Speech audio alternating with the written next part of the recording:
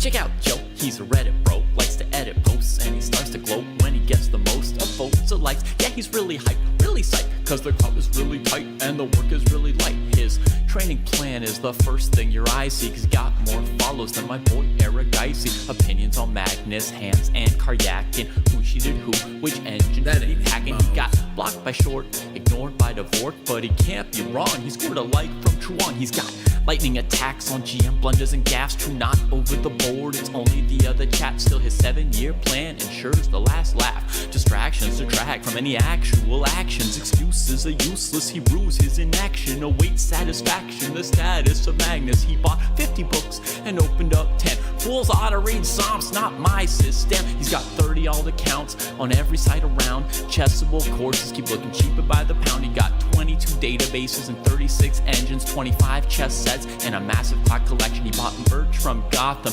Bra and Naka, but his game history looked like some chess copy pasta. A GM coach that he don't listen to, and if you think it is, then yes, my friend, yes, this is you. But that all changed one bright sunny day when a friend said, hey, don't you know, welcome to the dojo, it's good to grow. Welcome to the dojo, I gave up on the easy. Sweatwork's what we need, G. Sweatwork's what I believe, ratings what I'll receive. Don't you know, welcome to the dojo, it's good to grow. Welcome to the dojo, I stepped away from easy. Sweatwork's what we need, G. If sweatwork's what I believe, ratings what I'll receive. So Joe got into the business, stopped the app sickness, daily practices rhythm, he even upped his fitness. He found sparring cathartic, postmortems charming. With the plus equal minus, he was armed for elo farming. With notepad and pen, he built up calluses, escape rating paralysis with lengthy game analysis. With sensei direction, he sold his collection. Read one classic and that was fantastic. Now he locked to the spot where they checking off boxes. Young prodigies and some wily old foxes. 3.5 points per box, that's shocking progress. Goal nearing, cohort cheering, Joe doesn't hear it. He's monotasking, no relaxing, concentration maxing. One book, one board, one set, one thought. Work will work, will work, work, never stop. One book, one board, one set, one thought. Work will work, will work, work, never stop. Now occasionally, he peeps the world of the tweet and laughs when he sees the player that he used to be. Blank face staring, complex plans comparing, while he's dojo training hours a day, playing out positions, transpositions, and growing his board vision. Transition from poser to player, focus without a care. He leaves them complaining in his dust, staying with their week-old ratings. Blast past his week-old rating, each week's a new occasion. He never takes vacation, the work is entertaining, the growth he's maintaining. And now Joe is explaining, hey, don't you know, welcome to the dojo, it's good to grow. Welcome to the dojo, I gave up on the easy. Sweatwork's what we need, G. If sweatwork's what I believe, ratings what I'll receive. Don't you know, welcome to the dojo, it's good to grow. Welcome to the dojo, I gave up on the easy. Sweatwork's what we need, G. If sweatwork's what I believe, ratings what I'll receive. Welcome to the dojo. Welcome to the dojo.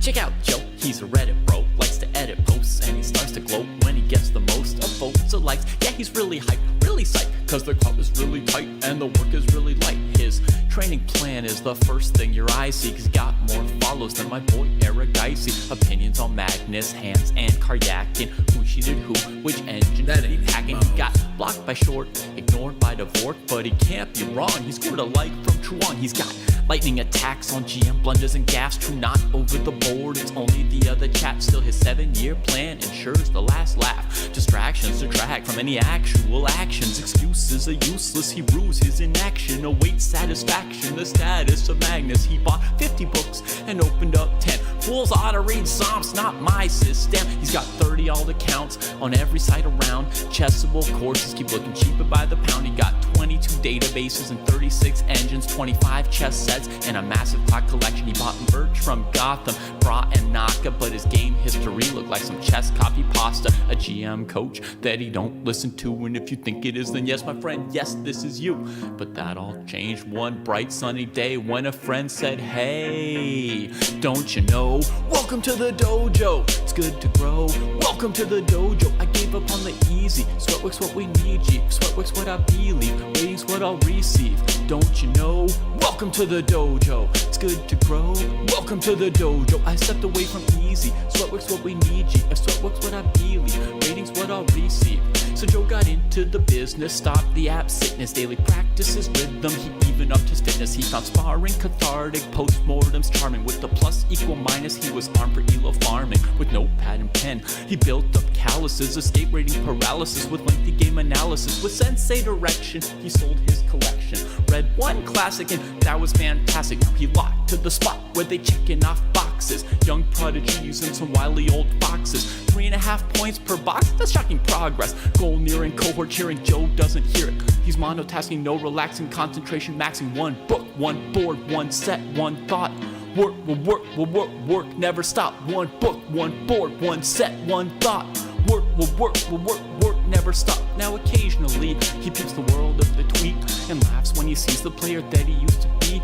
Blank face staring, complex plans comparing while he's dojo training. Hours a day playing out positions, transpositions, and growing his board vision. Transition from poser to player, focus without a care. He leaves them complaining in his dust, staying with their week-old ratings. Blast past his week-old rating, each week's a new occasion. He never takes vacation, the work is entertaining, the growth he's maintaining. And now Joe is explaining, hey, don't you know? Welcome to the dojo, it's good to grow. Welcome to the dojo, I gave up on the easy. Sweatwork's what we need, G. If sweatwork's what I believe, ratings what I'll receive, don't you know? Welcome to the dojo, it's good to grow. Welcome to the dojo, I gave up on the easy. Sweatwork's what we need, G. If sweatwork's what I believe, ratings what I'll receive. Welcome to the dojo! Welcome to the dojo.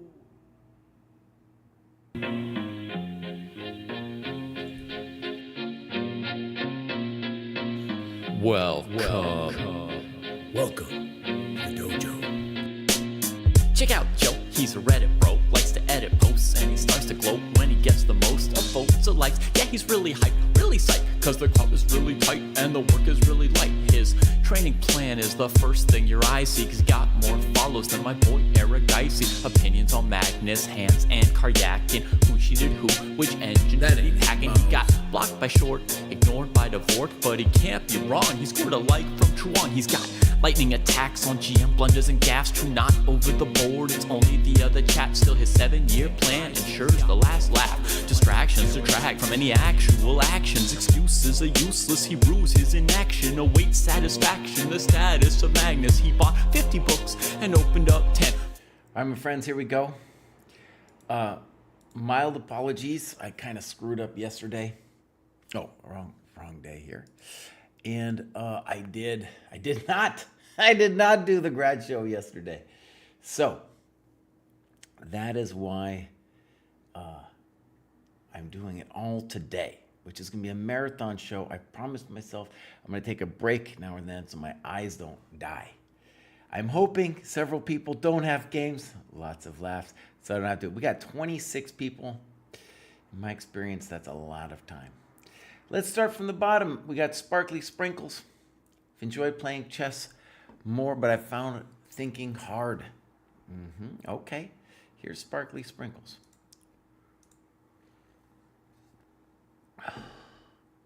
Oh, Cove Bob, dude. Oh, this is really cool. So this is Cove Bob's kid. Okay, this is great, dude. We got this is what we call a dojo family. I didn't know, I've heard the name Cove Bob, but I haven't heard Bobkoff. Hi, Alex Gustafsson. All right, so I want to know how old Sparkly is.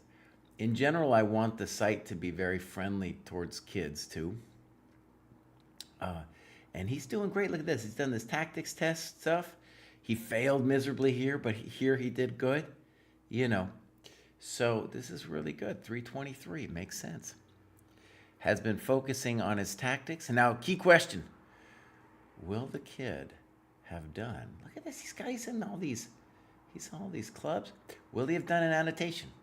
He's done an annotation, dude. There we go. 18 moves against Joseph K. Let's go give it a look. First time graph.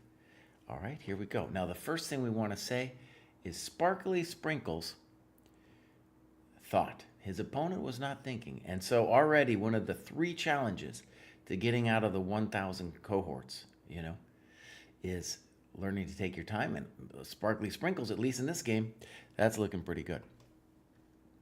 Okay, so he says he got in a pickle because of time pressure. I'm telling you, kid's got future. So far, everything is fine. And now d4, which he calls a mistake. Okay. Yeah, because he can take on e4. All right, good annotation. I don't know if bishop b2 is actually a mistake. Let's give you a pass on that one. I think that's okay. What's cool is you're developing your coconuts. And I think black should have played e4 there. Okay. Castles. Now, so despite the fact here that you don't have a pawn, you don't have a pawn, you do have some nice development. I want to point out, if you wanted to, I don't know if you want to, but if you consider this kind of thing.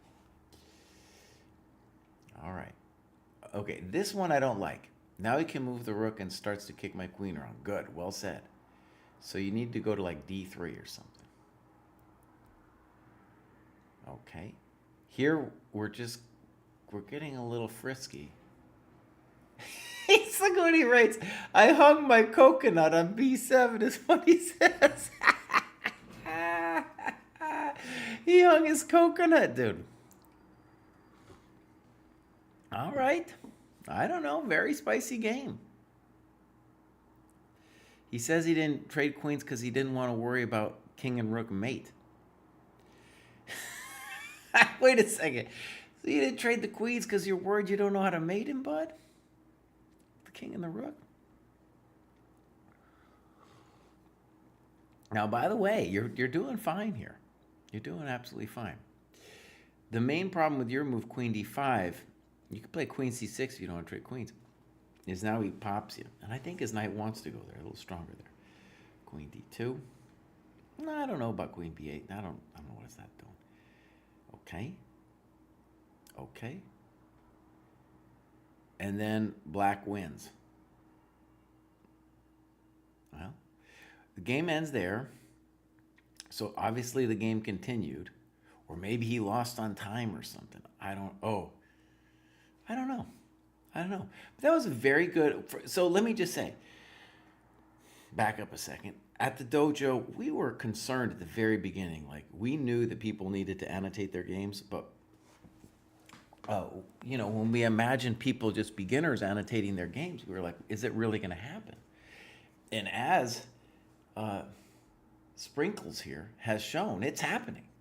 So even though this game isn't finished, he's got a little time pressure signature here. Even though it's not finished, that's a great annotation. And there he is, our first graduation already. You know what? My camera, I just noticed, is all over the place. Cry, fix that camera, dude.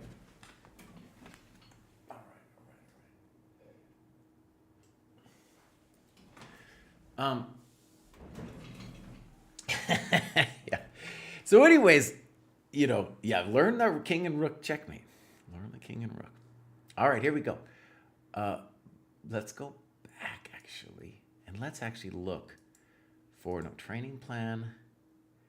And then we want to look, we'll go full training plan. We go endgame. So this is, what does he have to learn next? He just needs to do the queen again. Interesting, right? So it's not, we don't have you doing the rook yet. This is what we have you doing first. And it's important. You can't be stalemating. You can't be stalemating. Okay. So next up is JDW. Doesn't say much. Let's see what they say.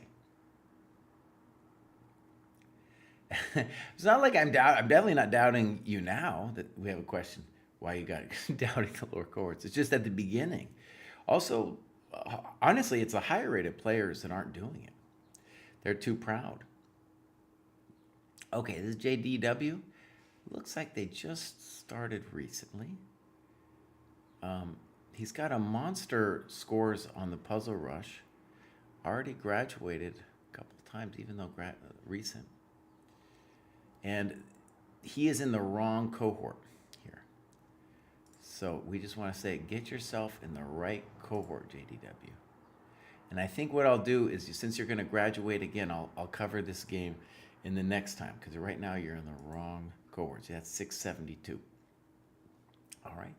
But graduate yourself again, I'll definitely look at one of your games. Next up, we have Ben C. Dawkins. Recently, I feel like I was looking at Ben here. During this cohort, I decided to change my mindset about chess improvement for at least a little while. I'm not going to think about rating goals and big future wishes for my chess. For now, I'm setting goals related to process. I learn best when I have as full an understanding of concepts as possible.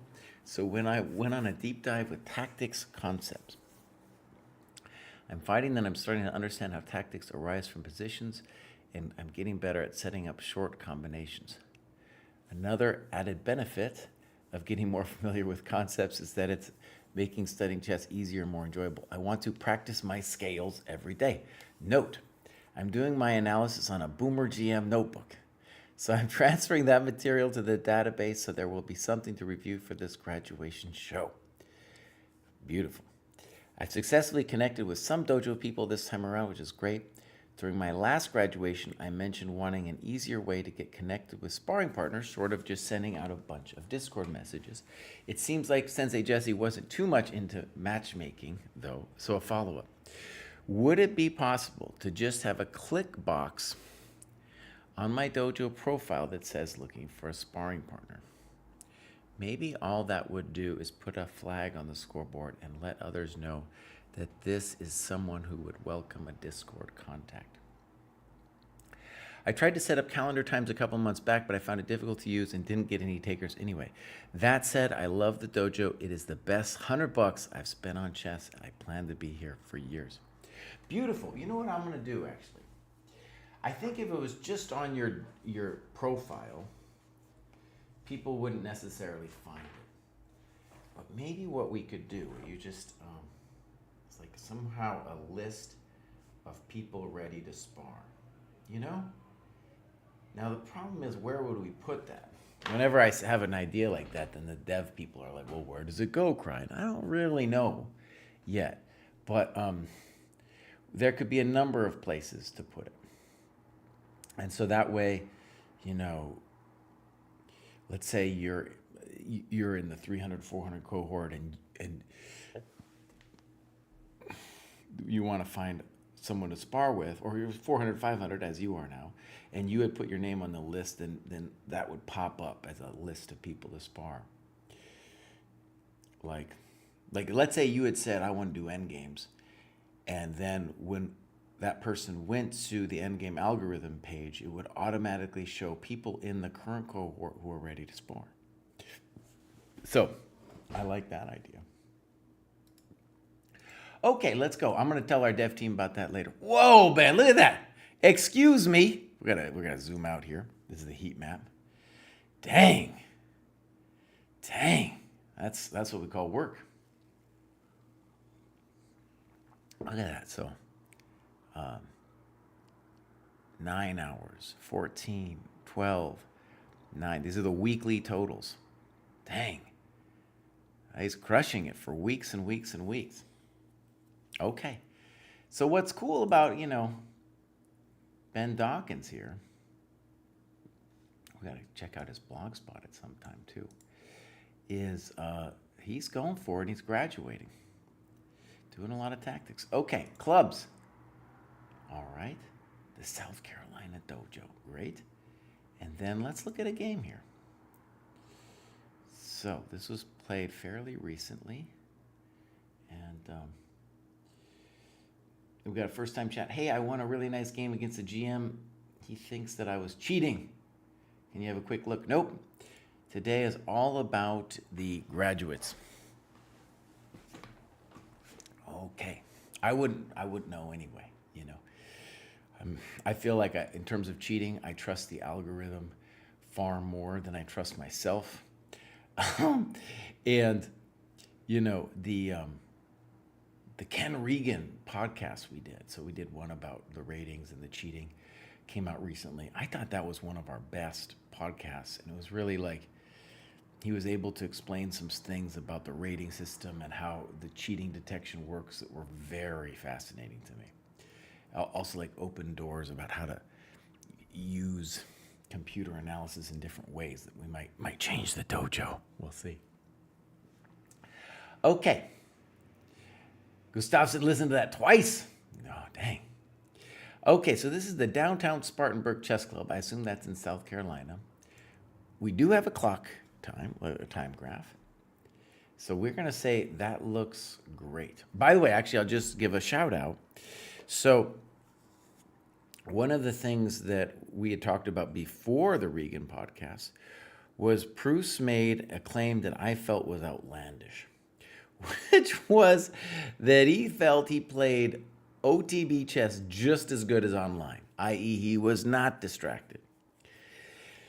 And now what we're going to do, it's going to be really interesting. We're going to test our assumptions. I say no way. He says he can do it. So we're just going to have the computer analyze a bunch of his games. We're going to get those games. We're going to have a look, and the truth will be told. Okay, so as we saw, Ben Dawkins and his opponent played good with the clock here. This is Dan from his local club. All right, here we go. Good notes. Everything fine so far. Okay.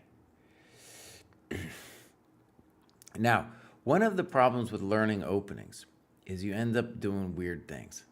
Okay? So that's a weird move, obviously, because you're blocking the bishop. I guess there is an amazing point to it, though, that you can castle long and hope that someday you can get your bishop out. Okay, interesting. Interesting.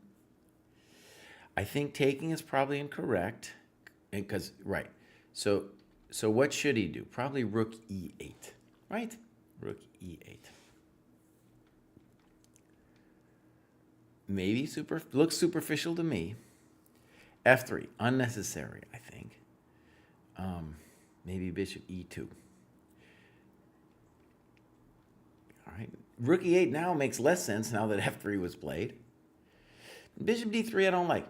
You are putting your bishop in the way of things. So you could think about bishop b5. You could think about g4, g5 to knock this knight off.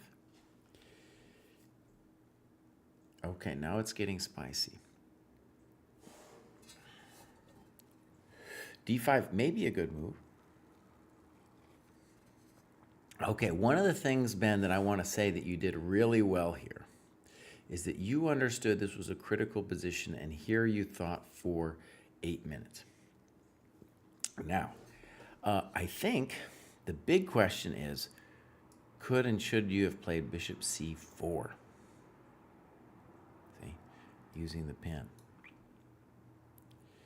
I think the answer is yes. I think the answer is yes. Looks good, right? Looks good.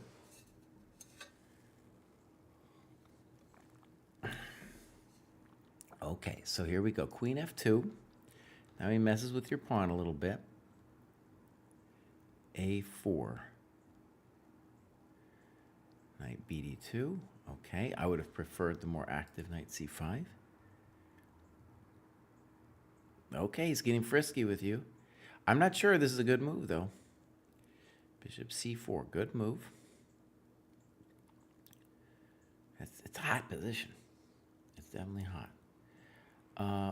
My big question would be, how do we feel about b5 here, knocking the bishop off and messing with you? I don't know.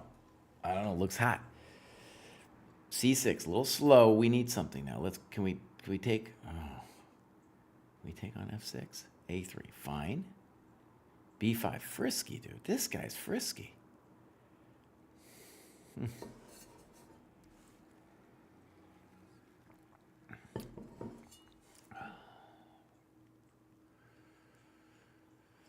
Okay. Let me just tell you what my main questions are.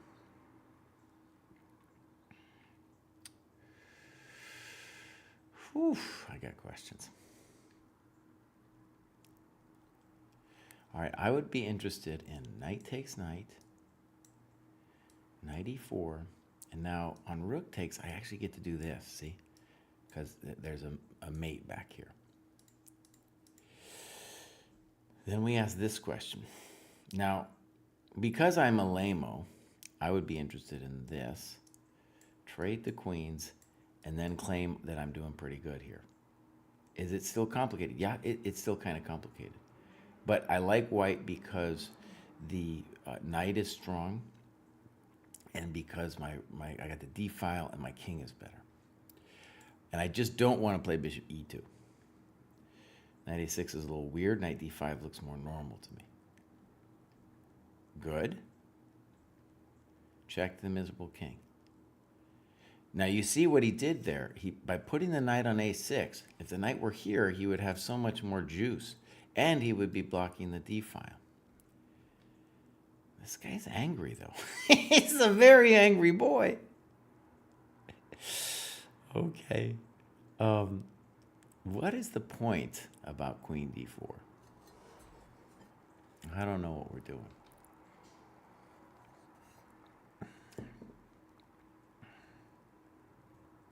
Okay, so my obvious question would be either snip here and then AB, or to play rook d6 first. Rook d6 first just looks fundamentally annoying because the queen, she doesn't have any great spots, you know? Thank you, wise man talking. So c5, BA maybe? This looks superficial, just bishop f5 or something. Bishop b7. He's doing fine. Okay, now, big moment for both players. He goes snip. You go snip. Now, let's just go back a momentito here. So, in this position, bishop c6 looks good, but it's true. You need to trade queens pronto, because if you do not, you are going to get mated. So much better for black would have been snop, snook, snark, and I don't know exactly what's happening, but he's definitely attacking you. There's a little check's going to come over here, you know? All right, so now we get this endgame. I agree with you. This is helping your king.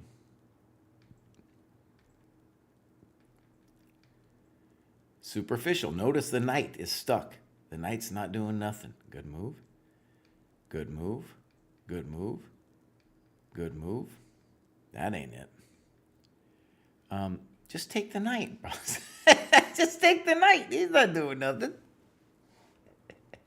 He's not doing nothing.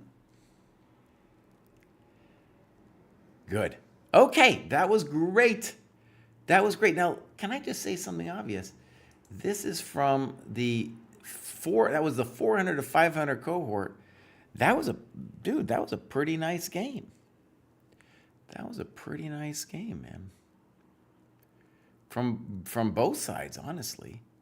Dang, they're getting stronger. Well, also, you know, you're playing somebody who's rated significantly higher. So this is great, man. You're killing it, dude. Very nice annotations too. Okay.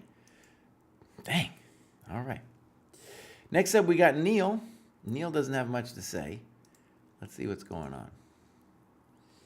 Give Neil a follow. Look, it looks like maybe he's been here since the end of last year. Hasn't done any work, it seems. Let's see if I got dojo points. No, nothing. So hard to know what's going on here with Neil. Okay, Neil, we hope to see more of you, bud. we hope to see you. All right. Next up, we got Joe. Joe is graduating again. Surprised to be graduating again so shortly, he says. I've been away and not able to do as much study, so I've mainly been playing 15-10 blunder games. But I played my first 2 games in the Dojo Open Classical. Been good to play higher rated players. I have one of these annotated and the other is 80% annotated and will finish soon. Okay, cool. So, as you can see, Joe joined at the end of January and has been killing it over here with the work. Really impressive. Artie's done loads of tactics in the next cohort, and that's all looking good. He's got a tactics rating, which is right around his own rating. That makes sense. Okay, looks good. We got the Irish Chess Club, up to 20 members. Intermezzo. All right, so games. Now, I want to make sure I pick the right one, but we're going to start with the one that is, well, definitely this one's the annotated one, it looks like. So this is probably the longest time control he's played. Let's go game review. Actually, before. Oh, first, let's tell the story of the tape. So as you guys know, a key problem with lower-rated players and playing online is that people often play too fast. And here we see his opponent is especially guilty.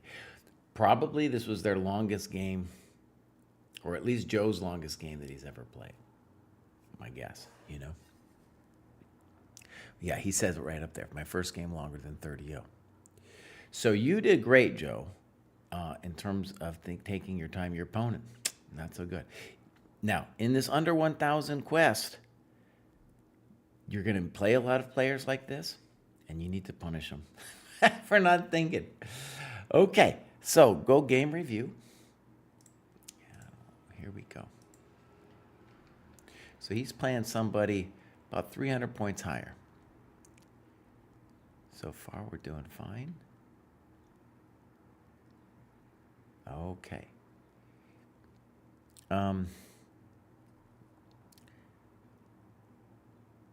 So this is a very common thing, by the way. And your setup is, I would say, the most common setup that's played against the Sicilian by people who don't know any theory. Now, is it okay to not know any theory? It's fine. The problem with ED5 is a positional one. You say you end up a bishop down. You know, I don't think you're going to end up a bishop down. But the thing to understand is the problem with ED, okay, is you are freeing this bishop. He gets free, and that's the problem, right?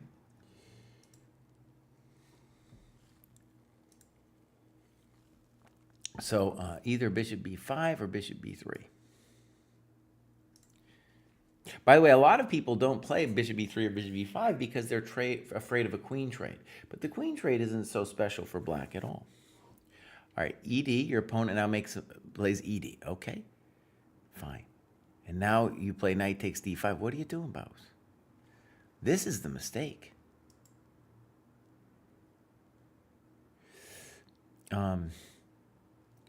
I think, you know, he's going through this with the computer and stuff, but I think what he means is that this was his mistake. He calls the next one his mistake, but I think he means here. Okay, so now we are definitely down a lot of coconuts. And black just has to play good chess now.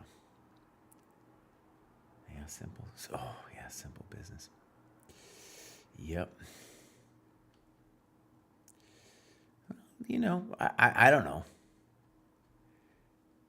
Oh, that's okay, yeah. Now we are definitely toast. There's not a lot of questions. Not a lot of questions for the amount of toast that we are here. Yeah, okay, we could resign.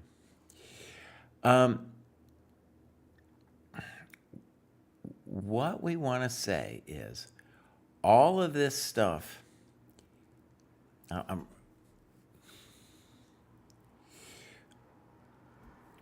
all of this stuff is like a long story where for me the story is one simple spot. It's being hit with d5 up here. And now let's look at the time. It's obviously a difficult position for you, and you spend only a minute on it. Okay, this is a difficult momentito. It's time to spend some time. So e takes d5 is a positional mistake, but where the game is actually lost is here. once you're down a piece, honestly, you shouldn't give up, right? But once you're down a piece, it's, the fat lady's, she's warming up. She's warming up. So as long as you don't give the piece, you're going to have a competitive game here. All right? And that's where the game is decided. Remember, to get out of 1,000, you need to learn to take your time. Like this one, you played this move in 35 seconds. You need to take your time, you need to not hang stuff, and you need to bring out your coconuts. Let's put it in the order of importance. Not giving up your coconuts, using your time, bringing out your stuff, right? Okay. Boom. Next up, we have TCal. What does TCal say? Nothing. TCal on Twitch. Okay. So, joined fairly recently. 657. Doing some tactics. Looking pretty good on the tactics, dude. Okay. I have a feeling he hasn't done survival that much. Be good for him to do our tactics test. After 4.0 comes out May 1st, we're going to dedicate ourselves to improving our tactics situation. We got some clubs. Chicago. All right. I once lived in Chicago many moons ago. Hustled games on the beach. All right. He's doing some 30-0 games. Fine. Let's take a look at this one. So, tail of the tape. Again, we do this speech every graduation show. And the problem that you need to understand is it's not just something you say, oh, I have to play longer. You have to realize, oh, it hurts to think. The body doesn't want to think. And it's a skill. Just as much as learning tactics or anything else, it's a skill that I need to master. Okay, so here we go. Game review. Notice, this game, you probably spent more time reviewing it than you did playing it. Here's TCal. All right, so far we're making all developing moves. Boom, boom. Okay. A little slow, but okay. That's weird. Now that he's castled kingside, I start to push Harry the H-pawn. Okay. In general, I want you to develop your pieces, but I have a little sympathy for Harry. Okay. What? I thought this was a good move in the time in review. This just loses me a pawn. Boss, it loses you a piece. Because dude can play knight takes d3, and when he does it, he'll say, check to the miserable king. And then it's crispy critters. All right. Now, this one is probably fine for him to take like this, but it's definitely dangerous because he's unleashing your rook over here.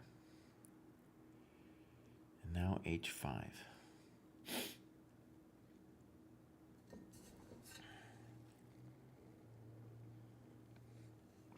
I think queen f3 we should maybe talk about. And now he plays g6 and you say you didn't see it. I'm not even sure g6 is the best move. Personally, I would play bishop g6 because on g6, then that pawn on h6 kind of lives there for a while. f4, that's no good. So you need to take this thing and play queen d2 and get out of dodge. f4 is allowing the queen in. So remember what I said. There's three things you got to do. Not give up your coconuts. Spend time, right? And develop your business. Develop your coconuts. And here, what we see here is you definitely have a chronic problem of not bringing out your stuff, right? Because here, f4, he's just coming in. The development game, oh no. Development game's too intense here.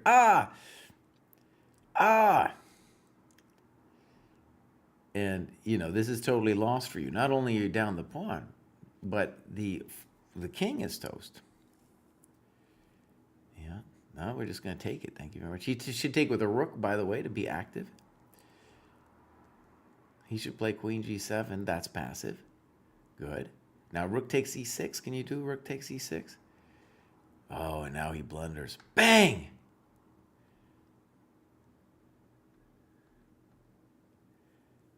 And he says, I didn't see queen e5 here. Now, let me just stress.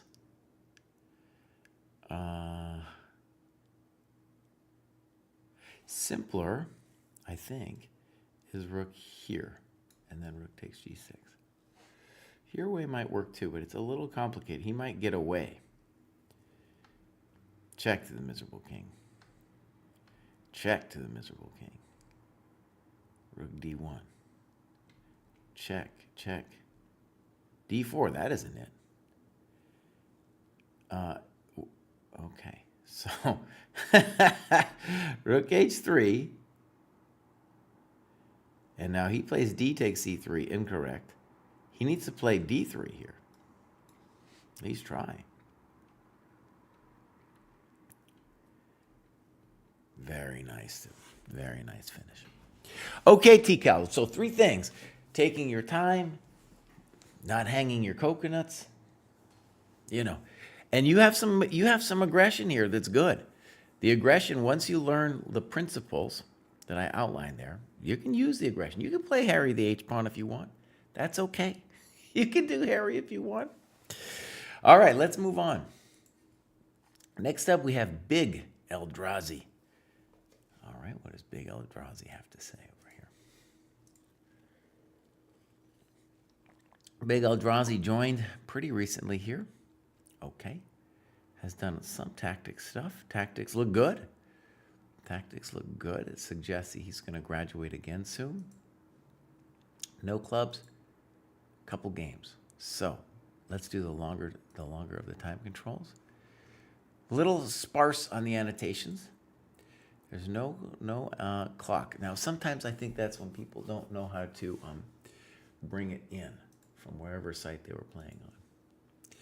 All right, so we go game review. Let's take a look at Big Eldrazi here. A little weird, but okay. Weird. Why is B3 weird? It's not developing. A6. He's obsessed. Okay. Now, this, in the spirit of this, is fine. The problem with it is he could have whacked you here with C4. So he develops your rook. And you did trade your bad bishop. And now you say, thank you very much for the pawn. Good. Little weird. Okay. Good. I would want you to really think about castling here. So h6 or even knight h6. You got to get your king safe.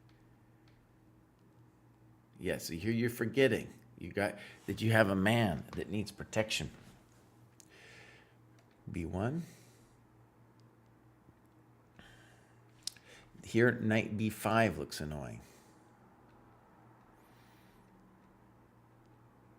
Check to the miserable king. That looks rough, huh?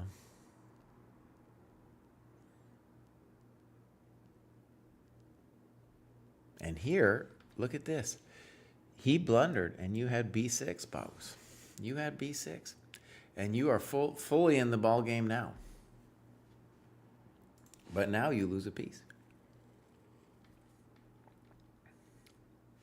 I'll just say the obvious. The guy should nail you here. Pin all your coconuts on the back rank.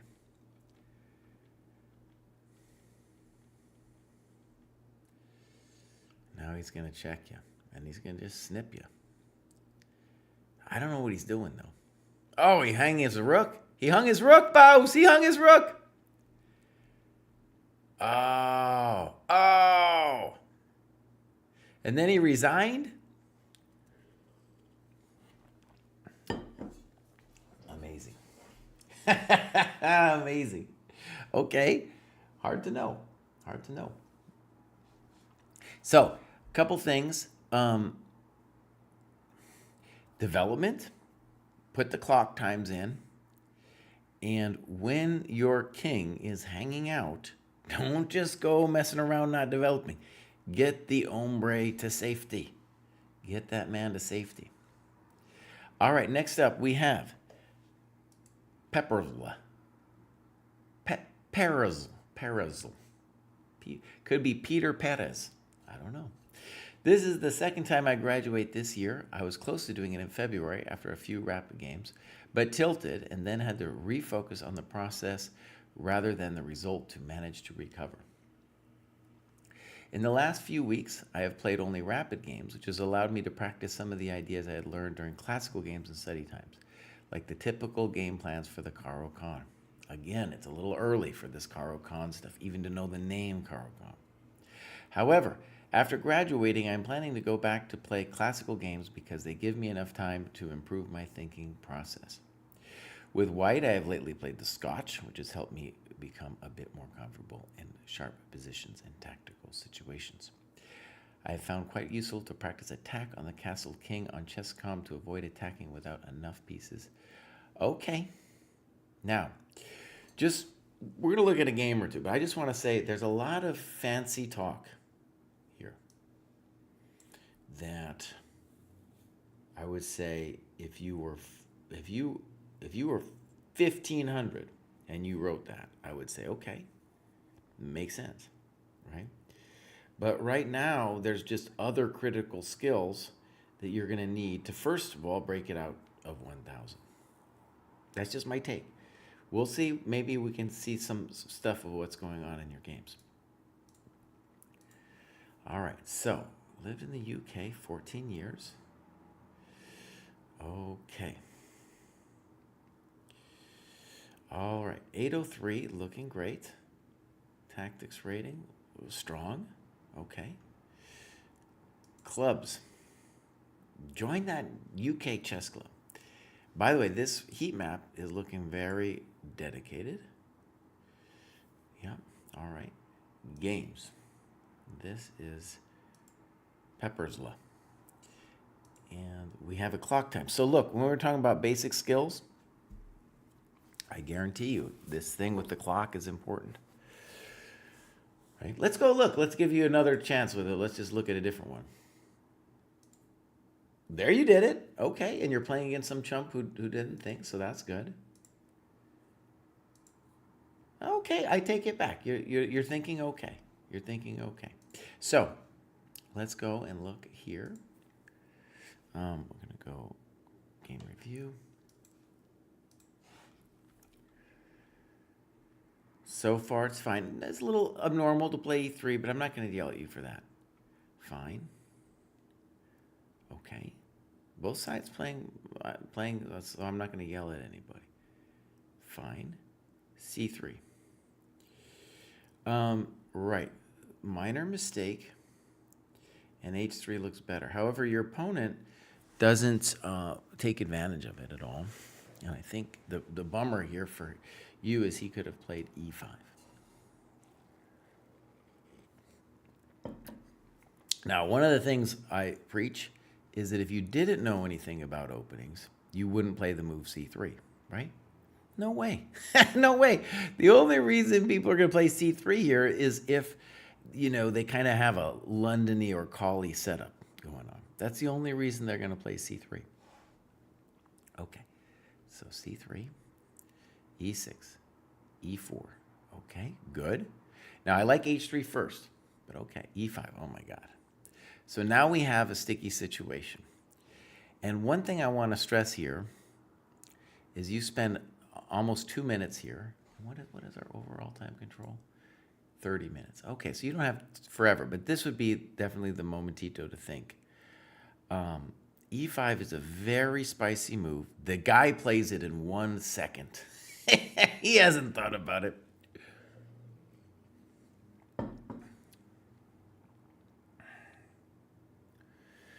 Yeah, it's a spicy situation. I can't just tell you right away what's going on. All right, you play Queen C2. I think he's going to be better after Queen C2. E5, by the way, might be a really good move. It was a good move last move, too. That's why we probably needed to play H3.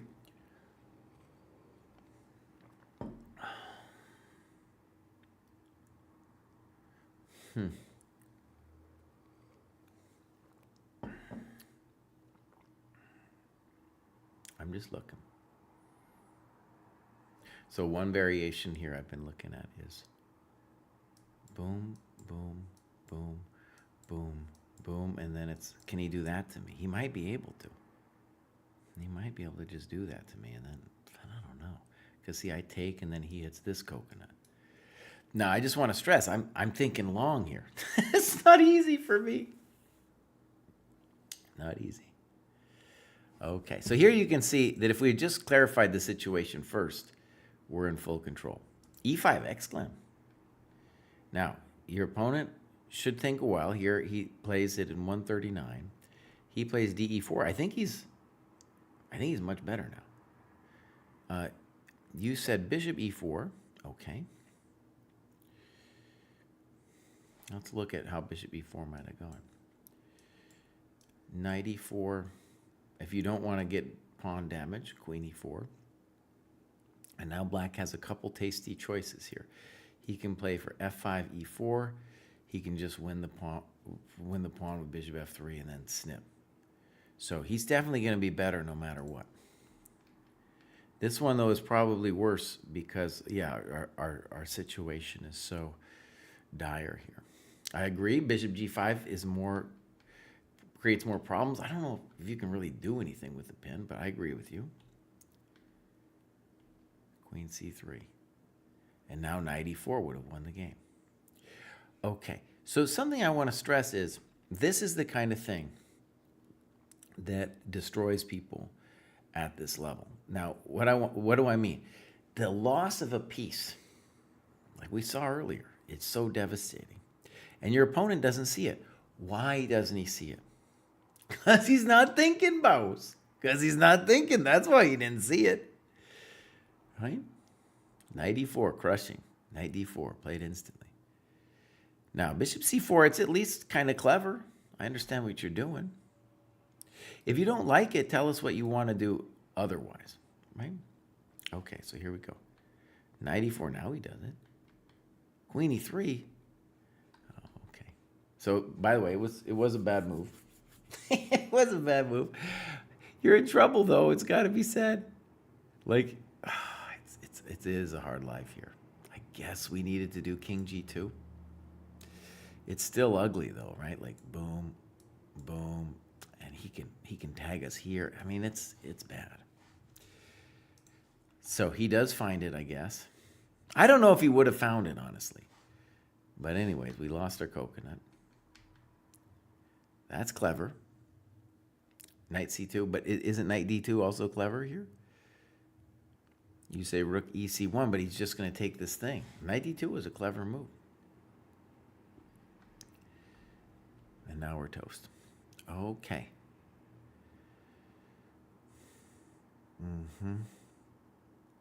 So the main one, okay, was when you hung your coconut. That was where the game was decided. Against this level of opposition where they're playing so fast, getting your coconuts doubled on F3, it's bad, but it's not. They're not going to punish you for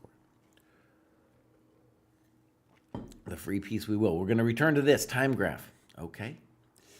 I realize in the other games it wasn't always this bad. Okay, grad show, back.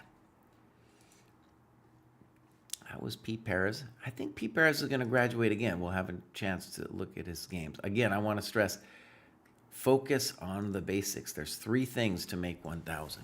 All right? 3 things. Not hanging the coconuts, taking your time, developing your coconuts. Next up, we have Skier Brian, who doesn't say anything. Skier, you used to talk to me, I felt, you know? You used to say things to me. So, yeah. I remember Skier Brian. Parenting is more important to me. You know, it's interesting. As a parent, I feel like I don't really have like a list of priorities, you know? Like, for example, fitness is important to me, but I can only do it maximum an hour a day. You know, maybe sometimes more than an hour, but that's it. You know, so is it more important to me than other things? No, but I have to do it. You know, so kind of like with parenting, you know? Anyways, that's just a thought. All right, USCF, really cool, Skier Brian, that you have gone to USCF. Your heat map is amazing. You're crushing it. And it's just great to see your progress, man. Really good. So, tactics rating down in the dumps because these tactics tests crushed you. Otherwise, you'd be up higher. These might be old tactics tests, too. Clubs. Oh, my 50-plus friends. Okay, great. I'm in some of those clubs.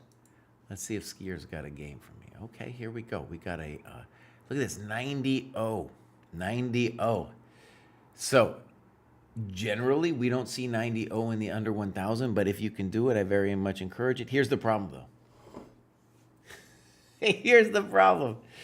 These guys, neither of them use their time. Now, I think this is a, this is a real tournament, i.e. OTB. White is a much higher rated player, much higher rated player. One of the things, by the way, that's strange about OTB, where especially the dojo tournaments are better, is you will play players around your own level. I especially recommend the dojo round robins.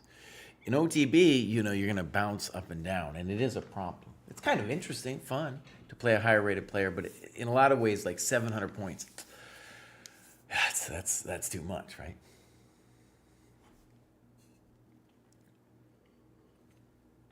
Okay, so here's the time graph, and we just want to say, the rant is over, Cry. The rant is over. Leave him alone.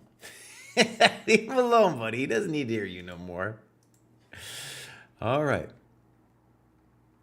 So, as long as you develop your pieces, you're going to be fine. Good move. Good move. Good move. Little weird, but okay. And now you play d6. Can't be bad.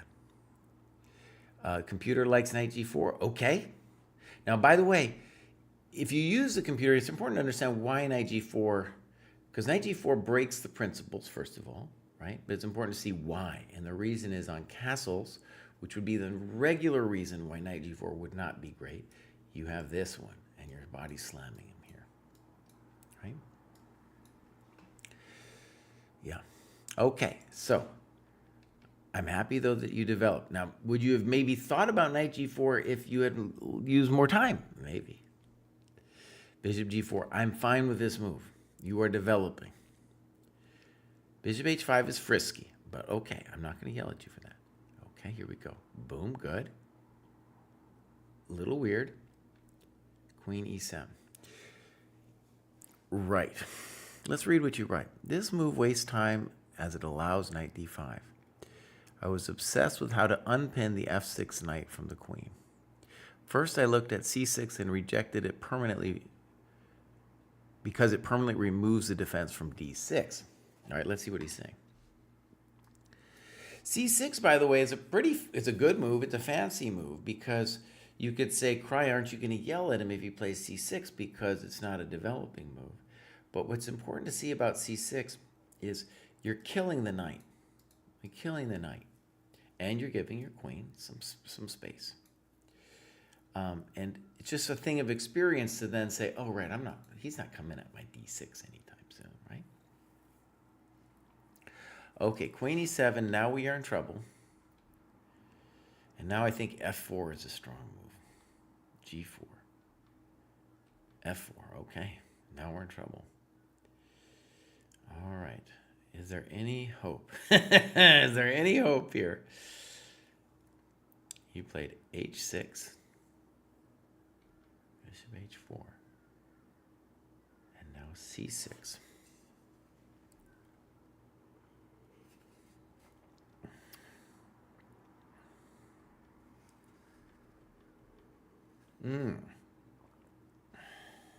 Okay. f5 might be fine. For my coconuts, though,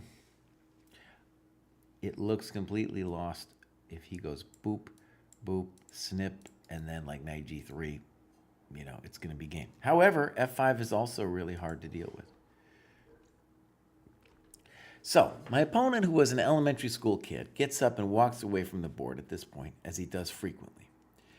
I'm so perplexed at this point that I think, if I push g5 and he is away, maybe he will miss it. Oh, no.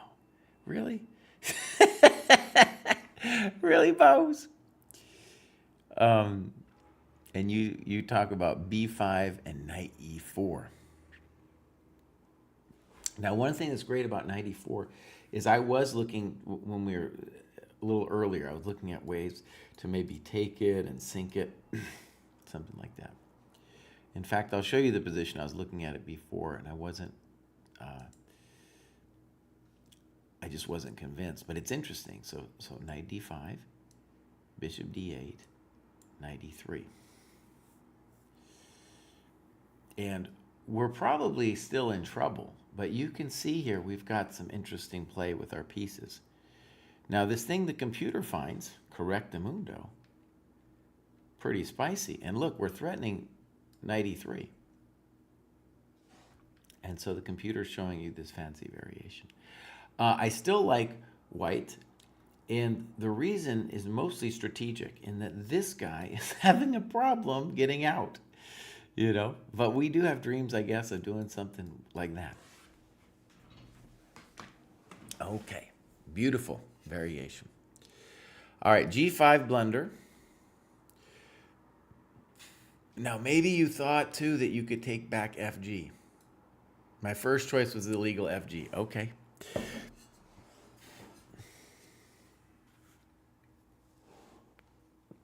Yeah.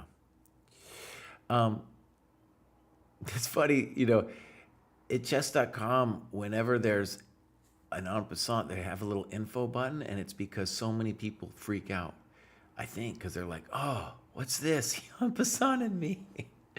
All right, now we're toast. And now just queen h6. Okay.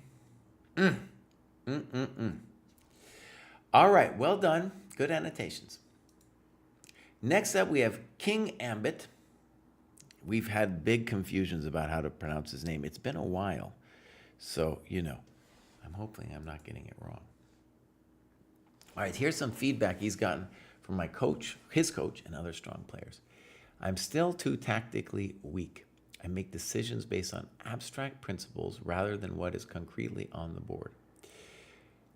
Okay, I trade pieces too eagerly in even positions. My tactics continue to lag behind my rating, so I'm basically always working on them on my phone on Chessable in any downtime. I've been doing the tactics for both this cohort and the next few cohorts as well. I've always been a few cohorts ahead with the material because I study a lot more than I play, so I run out of material before my ELO catches up. Okay, let's go take a look at this.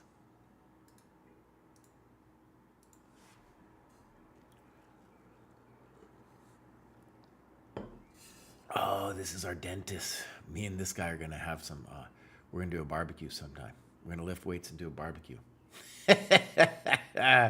Okay, so he is crushing it, doing a lot of work.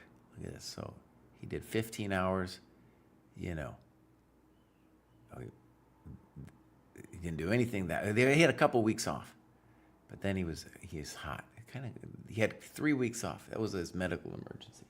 Might have got the norovirus. I don't know. Okay, so tactics rating truly sucks. It's true, King Zambit. What's going on, buddy? Look at that, dude. Okay. So I think, you know, I think you have nailed it. And what's actually most impressive about this is that you've got to 1,000 with your tactics being in the bottom. Usually, I'll say, that does not happen. So we're going to look like, are you using your time? Are you doing something else well if you're able to compensate for this? Because that's a real bummer there. Okay. I think for sure that you could get this checkmate test rating up if you did if you religiously did the poll cards. You would get this thing up. Let's go take a look, though, at your business. So first, let's go clubs. We've already looked at the clubs, but there we go. Lifting heavy things. I think I'm in that one. And then we got, we want to go training plan.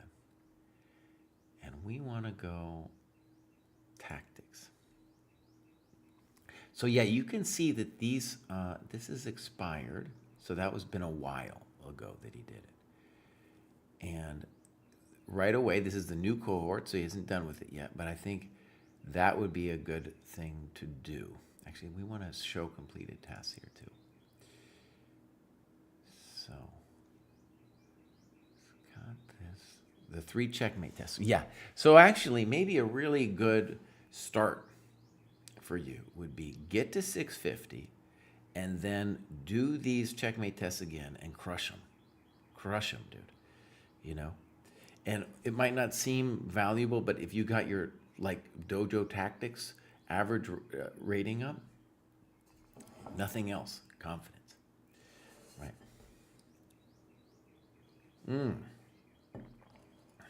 Yeah, I'll put in the link.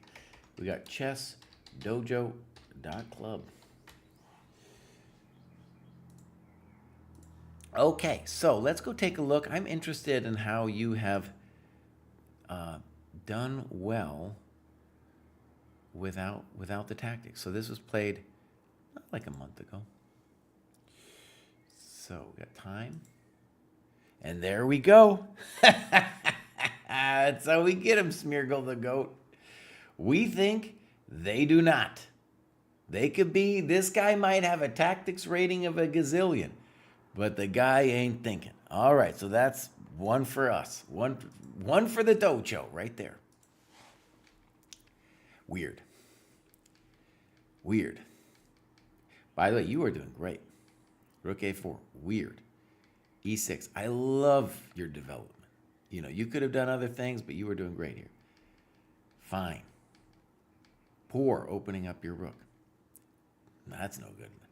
Knight E4 looks better to me, but you're doing fine. All right. Knight C6, we just developed. Oh, this guy's obsessed. B5 would be good.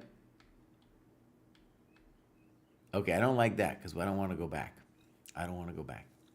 No one wants to go back. So knight B4 followed by either C5 or A5 looks good.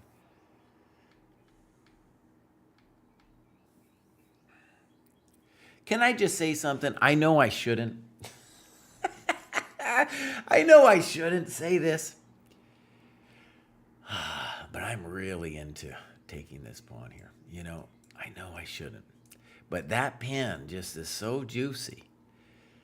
It's just really hard for me not to do it. Now, we could be normal people and play like bishop E7. You know. Okay, here we go. Bishop D6. Rook H6. This guy's just a jerk, dude. Come on. He's not thinking at all.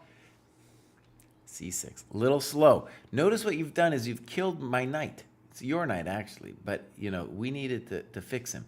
So C5 followed by knight C6 makes some sense. And I don't like that. That's not developing.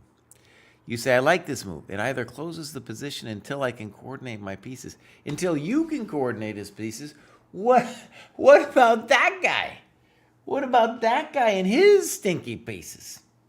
You know, what are we talking about? Fix this knight. Okay. He fixes his pawns. Look at this. Okay, here you're obsessing over the pawns. Here, we need development, Bows. GF was terrible because this guy is not ready for the position to open. He just doesn't have any pieces out. So queen F6, you're already threatening this guy. You know, your pieces can come out. Okay. Rook takes H4. Finally, we got it. You're doing great. Okay, he's not threatening anything. Fine. Fine. Fixed our knight. Is this guy developing? No, he's not. Knight F6, probably okay. I like King E7 a little better. Just to be safe and bring our rook over at some point. Okay. Oh, sorry. Okay. That wasn't it. All right, we're doing great. Bang. Good move. Good move. So can we just say, my dear friends, that this person he's playing, it's a little lower rated, honestly, but because because this guy doesn't think we're smoking him, dude. We're smoking him. This is over. We're going to stop this one. Okay, so we have learned something very interesting. If you don't have it tactically, or at least not yet, you can still be competitive when you use your time, right? Beautiful. All right, well done. Next up, we have Tom John. Tom John says, I recently switched from using my ChessCom rating to Lichess, which just came out of provisional after my latest game. That gave me a quick bump, but progress also came from shifting focus. After my last graduation, David pointed out I needed more classical games. At the time, 46% of my dojo score came from tactics and only 20% from games. Since then, I've been playing about one classical game a week, which has helped both my Lichess and ChessCom ratings. The updated training plan has been excellent, clear, motivated, and easy to follow. I also hope the Philippines is added to geographical pricing soon, especially since I've heard that it's already active in India. Quick question for this sensei reviewing this. My Lichess rating is no longer provisional, but the rating deviation is still above the threshold for inclusion in the Lichess rankings. I take that to mean it's not fully stable yet. Should I move straight to the 13 or stay in the 1200 to let things settle? We'll take a look. I'm also a bit unsure about skipping the 1011 on a cohort. That's where logical chess move by move is assigned, and I've heard it's helped a lot of players. Okay, we're going to look at your game. Okay,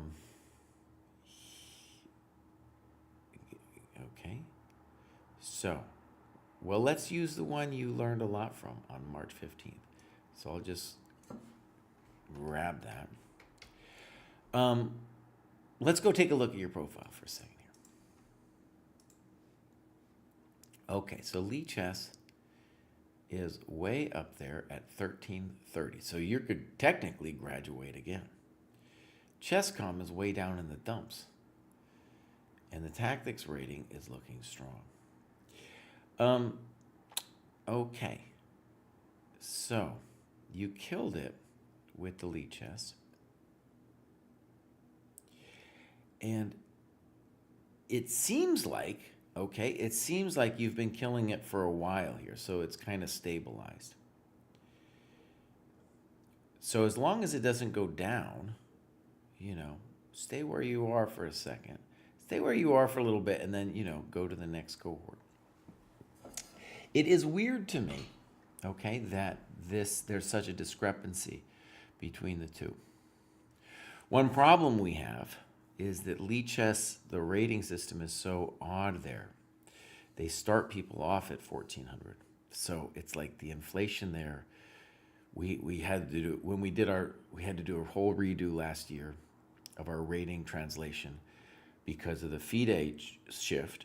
But then we learned when we did that the Lichess inflation is so intense that we had to really drop a lot of people who were in Lichess. We had to drop just hundreds of dojo members. I think it was kind of heartbreaking for some. So, it was like maybe now, and we have to do this, rating translator every 2 years or something. Maybe Nose is in the chat and he's like, Cry, I already did it once, man. I already did it once, buddy. I got a kid now. Leave me alone. In any case, maybe that's what's going on.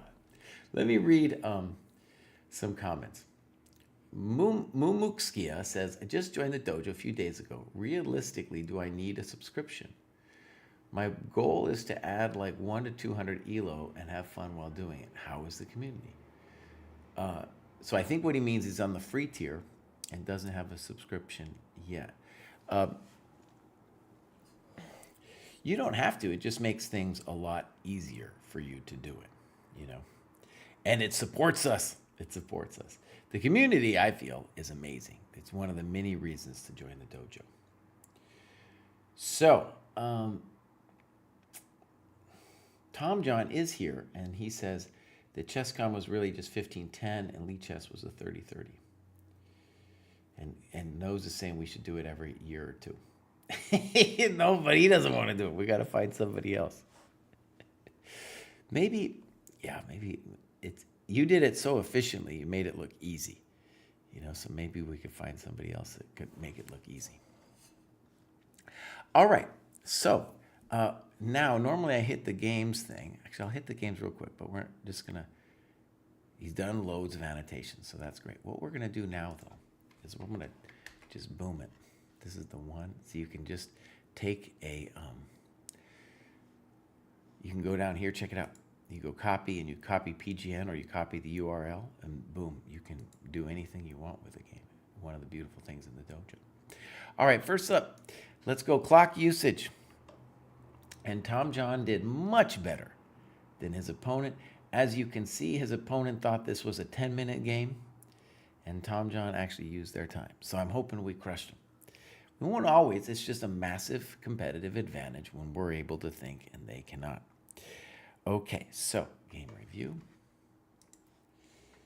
Mark reviewed.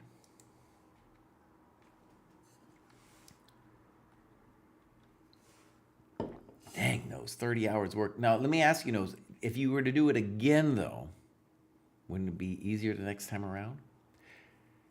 All right, this is the famous one. Boom, boom, boom, boom. Now, knight f7 is, just to say, I don't want to know if I want to get too theoretical on us here, but knight f7 isn't as strong as d4. It's a little involved. Okay, but let's look at the game. Okay, so here we go. Boom. Here we go. Knight b4. Castles. c6. And now d4, baby. Oh, it's hot. It's hot. Okay. Now, let's talk about this amazing position. This one's hot. Whew, gives me anxiety just looking at it. Okay, so the big question, this is, by the way, a position that, like, the old timers looked at, from hundreds of years ago. And the question is, can he do that? Can he do something else? It's been analyzed pretty deeply. With this move order, it's supposed to be that black's okay. Queen f6 doesn't look right, though, does it? This is very complicated. How this goes down, whew, I'm going to say I'm not sure. I'm going to say this is really hot to handle. Too hot to handle. Here's just a fun variation to show you some interesting things here.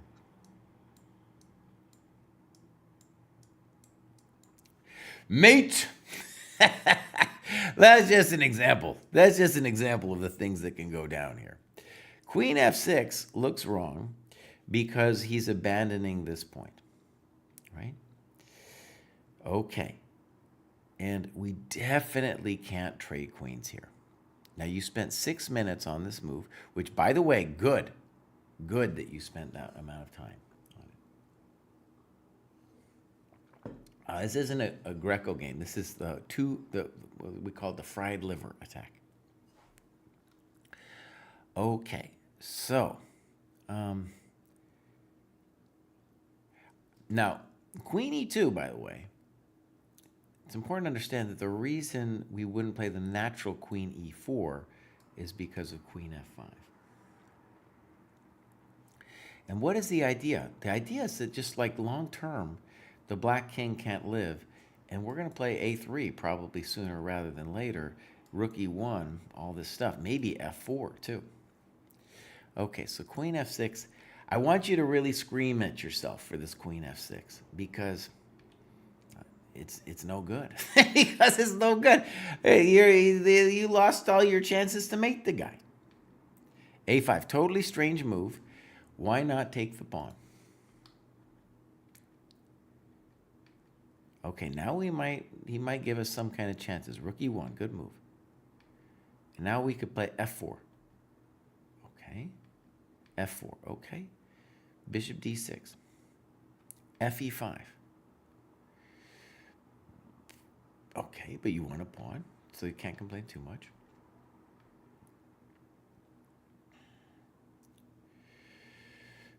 Now, there's a little bit of an argument that maybe you should just play bishop a2, but it's hard not to take that bad boy.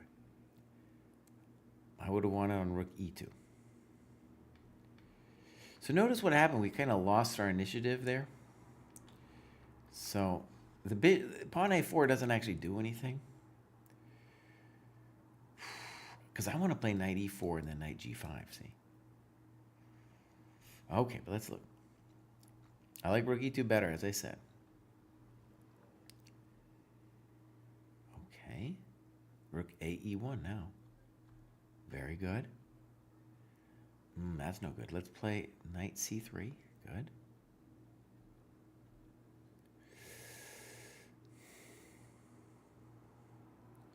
And you play bishop e3 here. It's important to see that you have some interesting compensation. First, you have 2 pawns, right?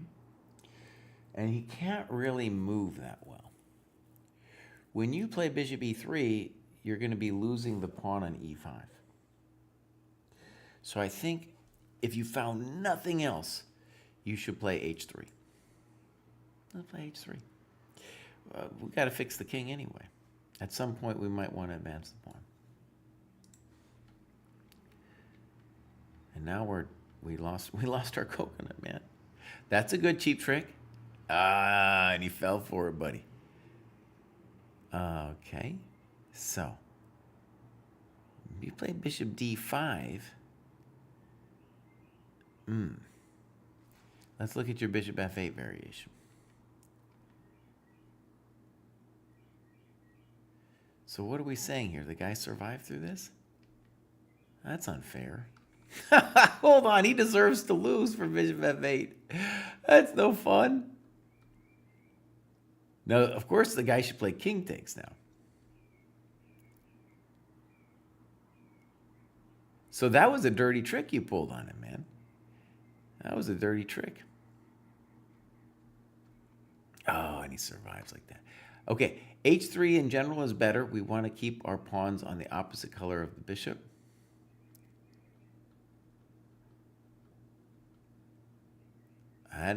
Why is this happening to him? Because he's not thinking. Okay. All right. So you say rook e1. And notice, what are you doing? You're playing for a cheap trick. Okay? That's just a cheap trick.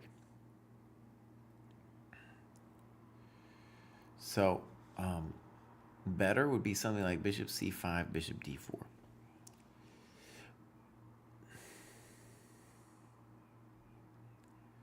Okay. Now we're getting to that lost zone. But if he's moving fast, we're not going to worry about it. Poor move, king h5, putting his king over there. Now, let's just say it's not ideal for him to trade the rooks. All right, let's think about this. Are we totally toast? Probably. He doesn't know what he's doing, though. Why isn't the black playing h5? No one knows. Finally.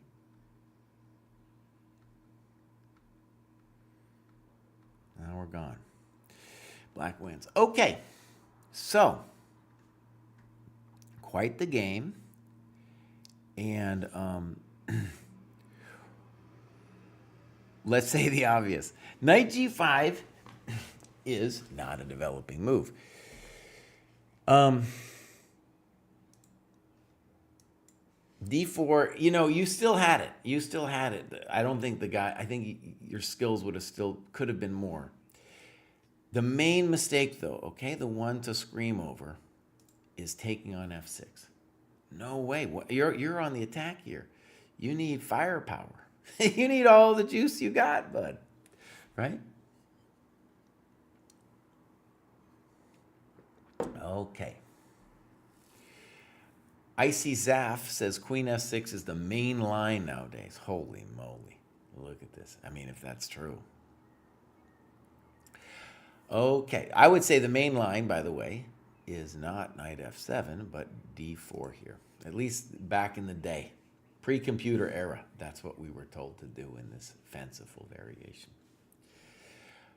Okay. The point being on ED, you castle and you make him beg for it, like bishop e7, then I'll hit you.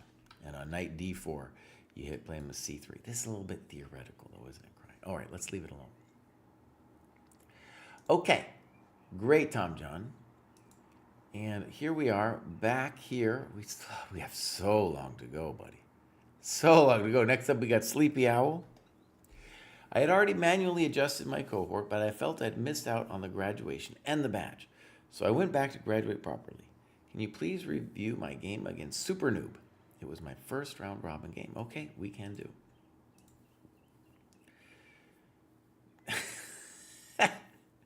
I learned the magic of en passant and castling in the summer of 22, age 51. Okay, this is beautiful. He's in Antwerp. All right, great.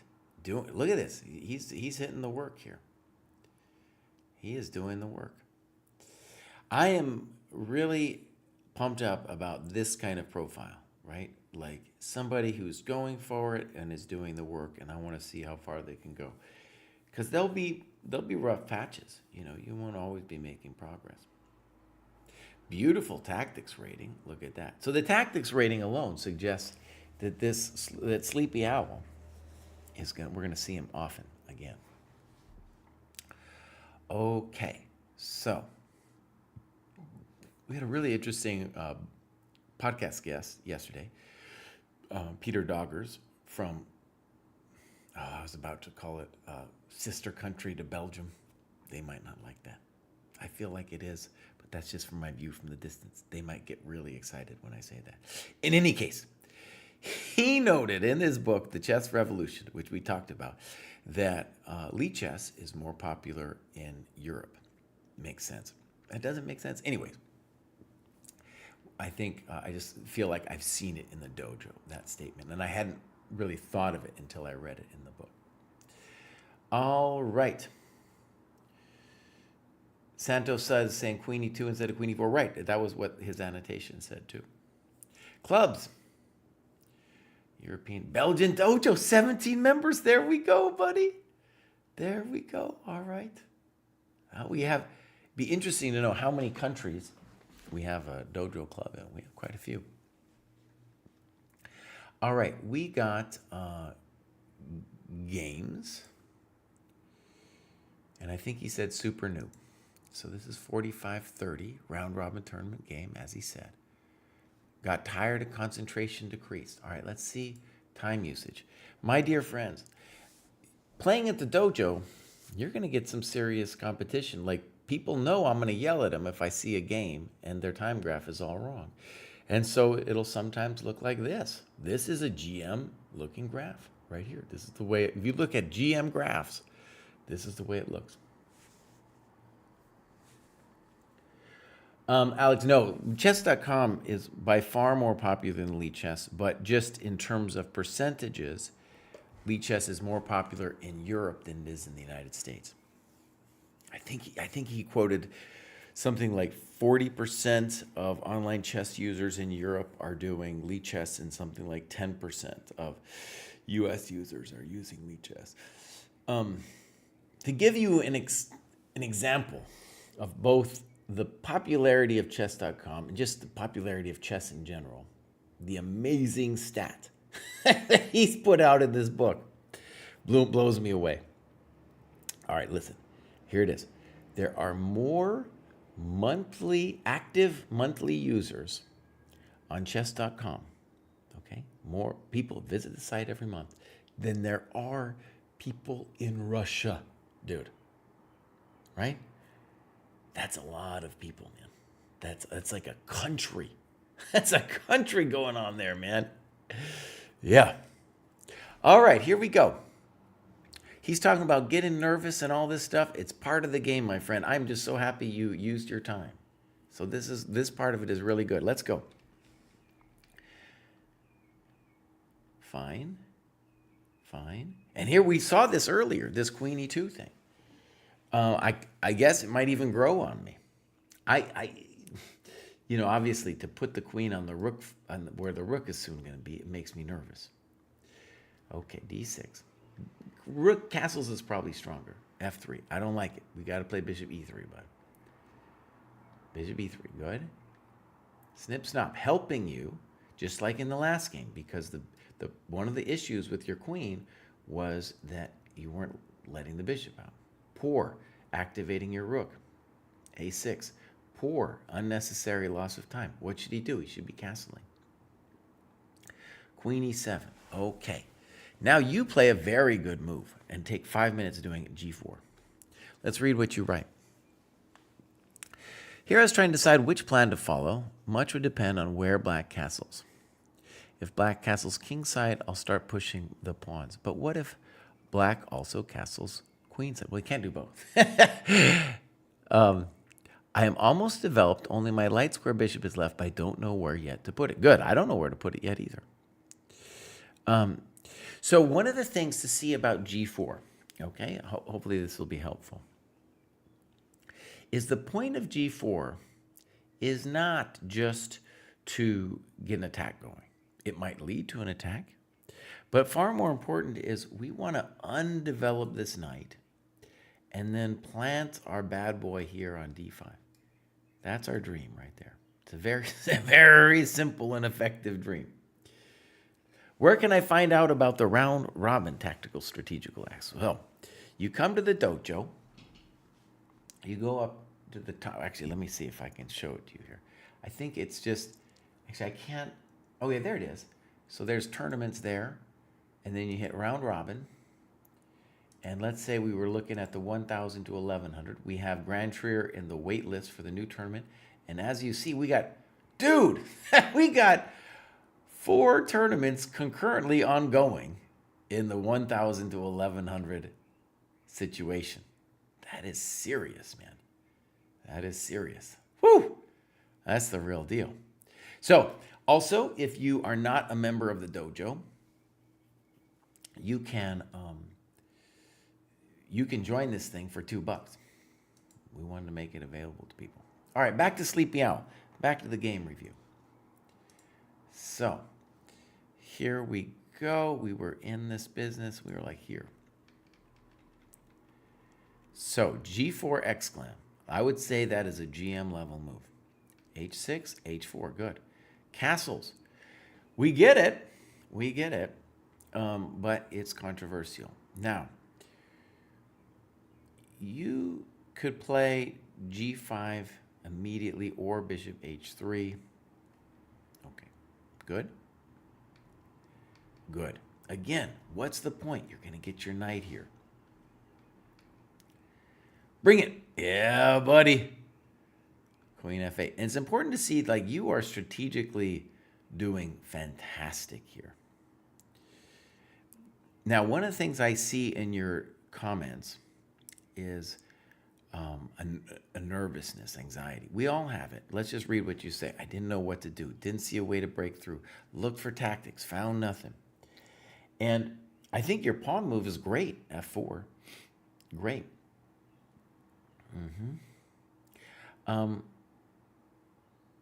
Yeah, you're doing absolutely fantastic. So, f4, I feel like the anxiety, though, is probably your biggest problem right now. All right, 97, here he comes.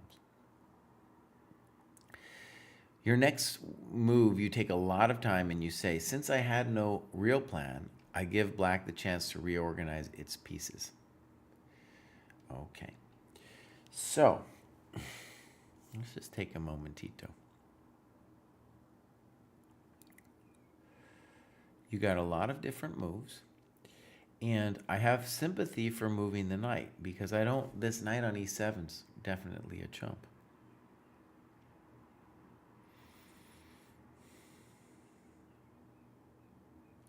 I'm just looking.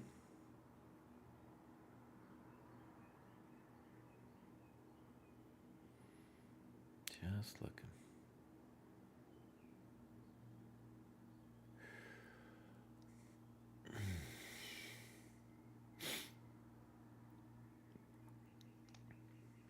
Okay, I'm okay with your move.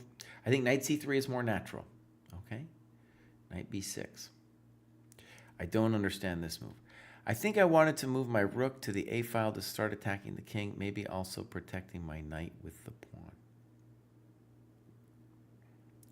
So I want to stress here, you have a lot of different, very good building moves.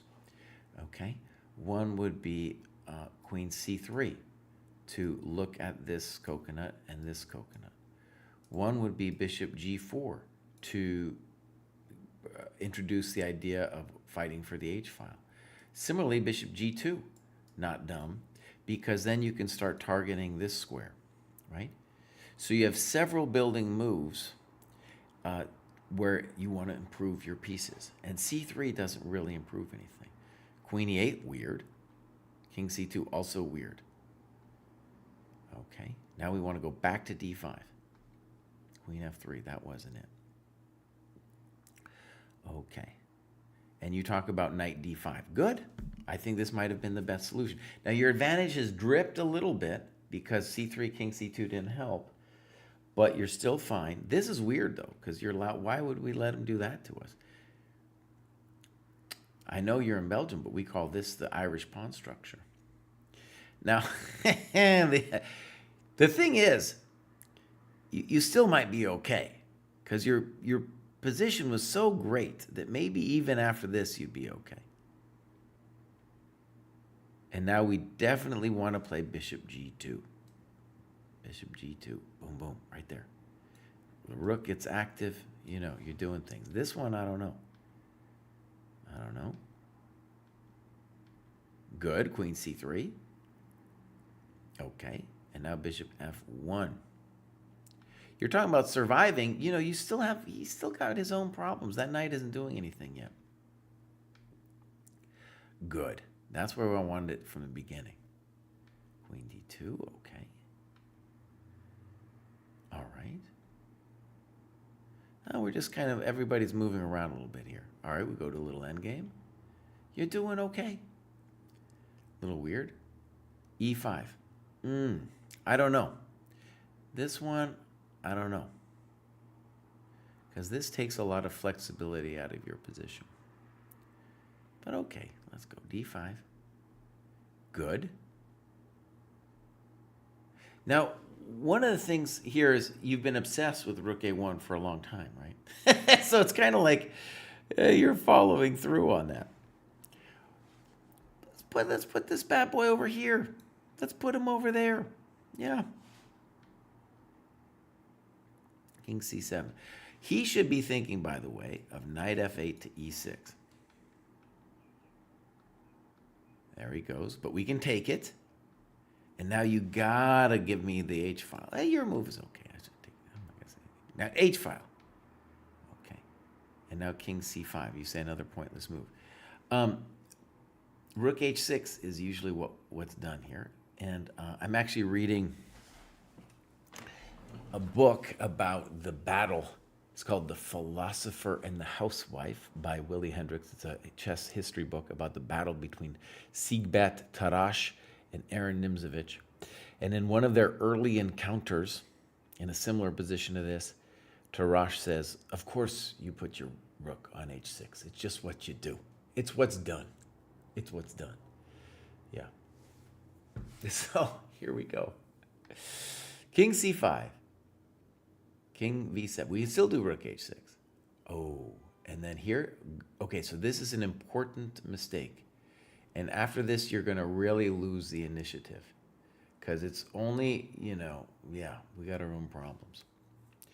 Now, look at this, though. Your opponent didn't get it. He didn't get it. What does he need to do? He needs to start attacking those coconuts.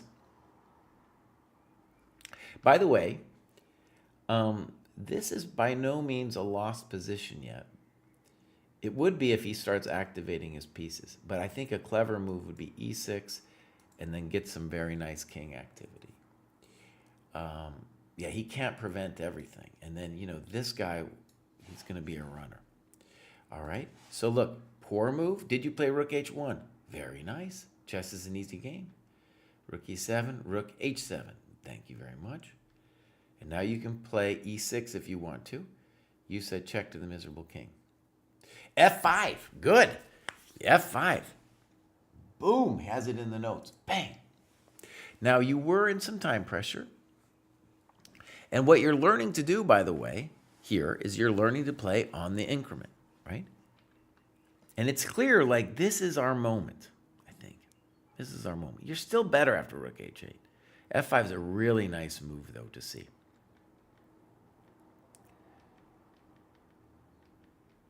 Okay. And now we draw it out. Oh, whew, that was exciting. All right. So I'm going to mark that as reviewed. That was Sleepy Old Owl, who is making tremendous progress over here. Tremendous progress. So well done, sir. We're going to see you again soon. All right. Now we got still a couple in this. Normally I break up the grad show, by the way, for those of you joining late. I do it in 2 sessions because it's too much for an old dude for me to just go forever. Today we're going forever, though. And I usually go to 1,100, so people who've made it out of the 1,000. And then I do the next show about the people over 1,000. I am going to give myself a break, though, after these next 2. What's the opening called when you go f3, they go d5, and you go d4? I don't know what that means.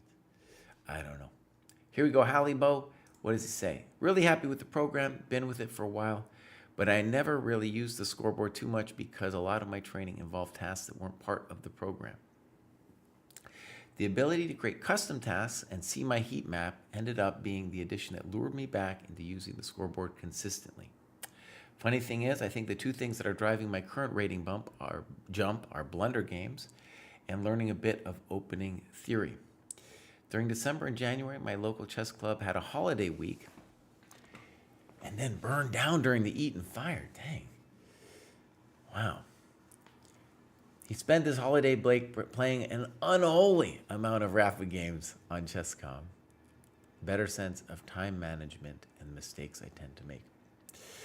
I also adopted an opening repertoire that's forcing me to play more actively and tactically. However, going forward, I think I need to step back and focus on the parts of my training that are truly driving my growth. I don't think the online chess is actually making me better. I think I'm just playing a bit more practically, and it's helping my rating catch up to the unholy amount of studying I've been doing with the steps method. In these upcoming months, I would like to reorient my training around master game study, self-analysis, and endgames. I'm really lacking in these areas, and as I play stronger opponents at my club, I will probably see more players punish my lack of strategic awareness or simply grind me down in an endgame. Overall, I'm really proud of myself for studying hard and sticking with OTB, even though I had a prolonged rating slump in fall, winter 23-24. It's not easy sticking with such a grueling activity when you aren't seeing progress in your performance. Most proud of my games against Ann L. and Ojas, considering I used to get destroyed against the Sicilian. Okay. So we're going to look at Paul L. Santos is going to get the NM title after he gets his life fixed next year. Okay, that's a good, I like it.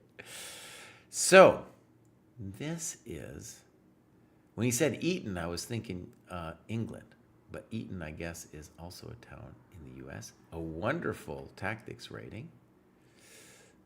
Right. Okay. So, clubs, chess steps, okay. Games. I think he said Paul L., if I'm not mistaken. So, we don't have clocks. Let's go game review. Mark this as reviewed. All right, here we go. Wait a sec. It's, all right, yeah, Alejandro. Good. So far, you're playing great. Beautiful. Beautiful. Beautiful. My strategic sense is terrible, so not sure how to evaluate this trade. I trade my bad bishop for his good bishop. If you can say those words, then I think your strategic sense is pretty good. No, you're doing great. Now, this move is a little bit weird because we have to ask about where your knight on g8 is going, right? And then you find it difficult to castle later. Makes sense. Okay. So let's say a normalish plan of action here would be to play queen b6, fight for this square, and then develop the bishop. So this, a lot of beginning level French players, this is a French structure without the bad bishop, have a similar kind of grief here, right? Because they're like, how am I supposed to get my pieces out? Castles, queen b6, knight bd2, knight h6, great move. In general, when they put their knight here in the French, it is RQ to take on d4 because then their knight can no longer come to the active c3 square. However, you found a way to get your knight out. Good move. Rook c8. Why not knight f5? Knight b4. Good move. So, knight c2. I think this is a good move. Bishop h6, it's getting spicy. As he notes, if gh, we would have seen rook ec1, and then we're toast. So he plays knight takes e1, rook takes e1. I think bishop g7 should have at least been tried. Yeah. Because white definitely has compensation here for the exchange. Like bishop h6, and it's not so easy for black. The king will be permanently on the run. Rook b1, that's a terrible move. It doesn't do anything. Good move. Good move. You could have also played bishop g5. I like your move, though. Queen d8, I don't understand. Why are we doing that? Okay. Okay. Okay. And he trades. Oh, you're doing great. Look at this beautiful position. This one, why are we giving away the pawn, though? Just park yourself over here. Now, it's not only we lost the pawn, but we lost this square. And now look what you did. You played rook c1, where you need to penetrate with Mr. Rook.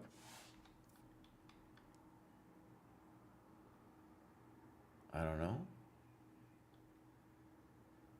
I think he should consider, there's other moves he has to consider there. Good move. Good move. I don't like knight h2. By the way, so one of the things we see at the dojo, Alejandro, is when people get to the end game, they oftentimes, like you're doing here, go a little soft on the annotations. This position, I can promise you, is one of the most intense I've ever seen. This is very real, like analyzing it. Knight h2 is a horrible move because if nothing else, you can play rook h4 and take their pawn. So the interesting question here is who's better and why? You know, you should be better, but it's kind of hot. It's kind of hot. Like if he achieves king f1, g3, king e2, it's going to get hot. All right, but this isn't it. Passive. Good move. Poor move. Rook is now you're winning. That's how easy chess is. Thank you very much. Thank you very much. Oh, yeah. Just thank you. They say that the knight is terrible against the rook pawn, and there it is. Okay, so well done. Well done.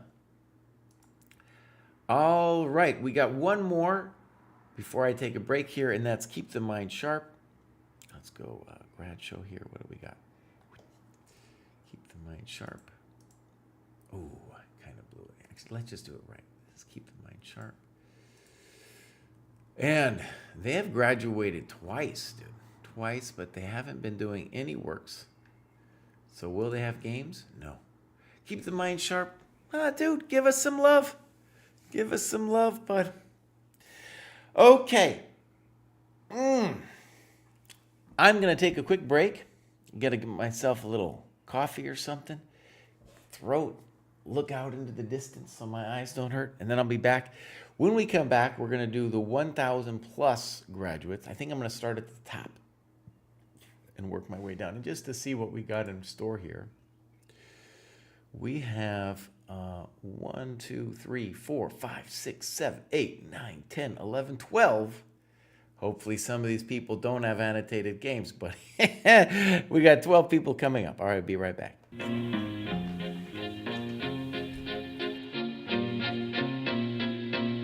Welcome to the dojo.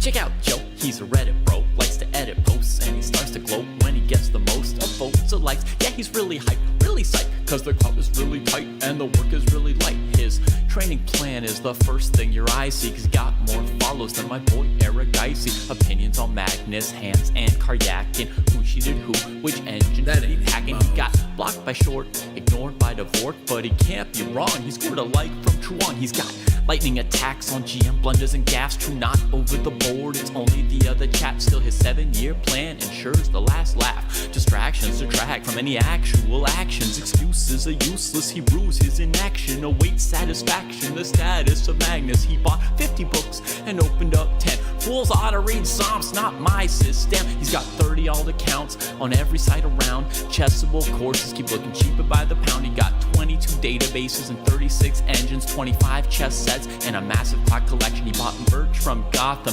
Bra and Naka, but his game history looked like some chess copy pasta. A GM coach that he don't listen to, and if you think it is, then yes, my friend, yes, this is you.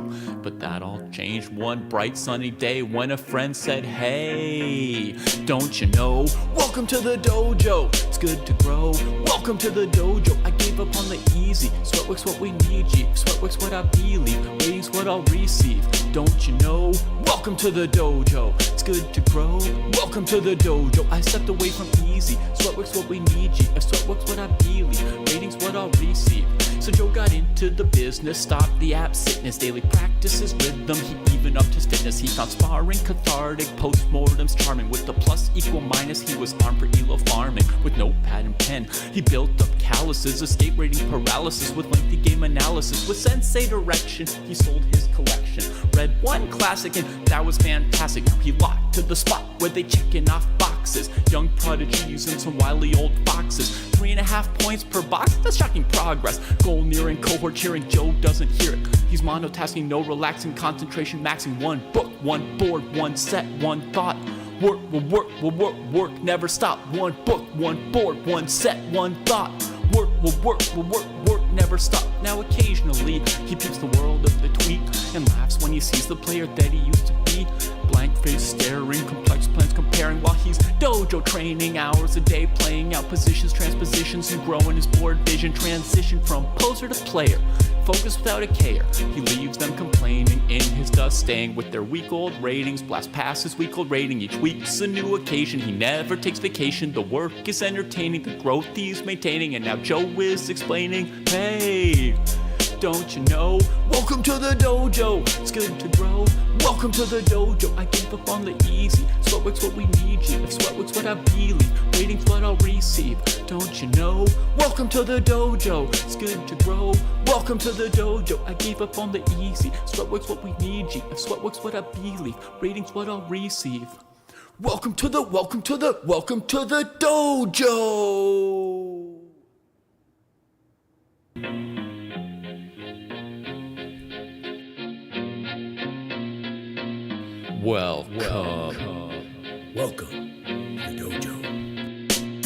Check out Joe, he's a Reddit bro, likes to edit posts, and he starts to gloat when he gets the most of votes or likes. Yeah, he's really hyped, really psyched, cause the crowd is really tight and the work is really light. His training plan is the first thing your eyes see, cause he got more follows than my boy Eric Dicey. Opinions on Magnus, Hans, and Karyakin, who cheated who, which engine That did he ain't packing. mouse. He got blocked by Short, ignored by Dvorak, but he can't be wrong. He scored a like from Truong. He's got lightning attacks on GM blunders and gaffes. True, not over the board, it's only the other chap. rap. Still his 7-year plan ensures the last laugh. Distractions detract from any actual actions. Excuses are useless, he rues his inaction. Awaits satisfaction, the status of Magnus. He bought 50 books and opened up 10. Fools ought to read Psalms, not my system. He's got 30 alt accounts on every site around. Chessable courses keep looking cheaper by the pound. He got 22 databases and 36 engines, 25 chess sets, and a massive clock collection. He bought merch from Gotham,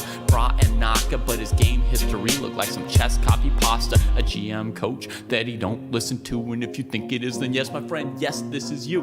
But that all changed one bright sunny day when a friend said, hey, don't you know? Welcome to the dojo, it's good to grow. Welcome to the dojo, I gave up on the easy. Sweatwork's what we need, G. Sweatwork's what I believe, ratings what I'll receive. Don't you know? Welcome to the dojo, it's good to grow.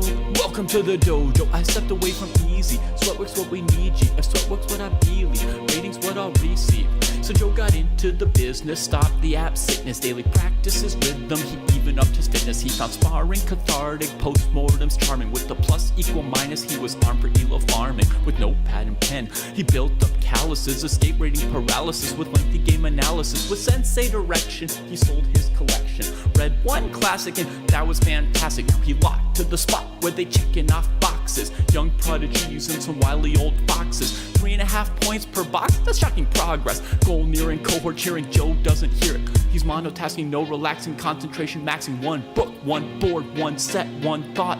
Work will work, will work, work, never stop. One book, one board, one set, one thought. Work will work, will work, work, never stop. Now occasionally, he peeps the world of the tweet and laughs when he sees the player that he used to be.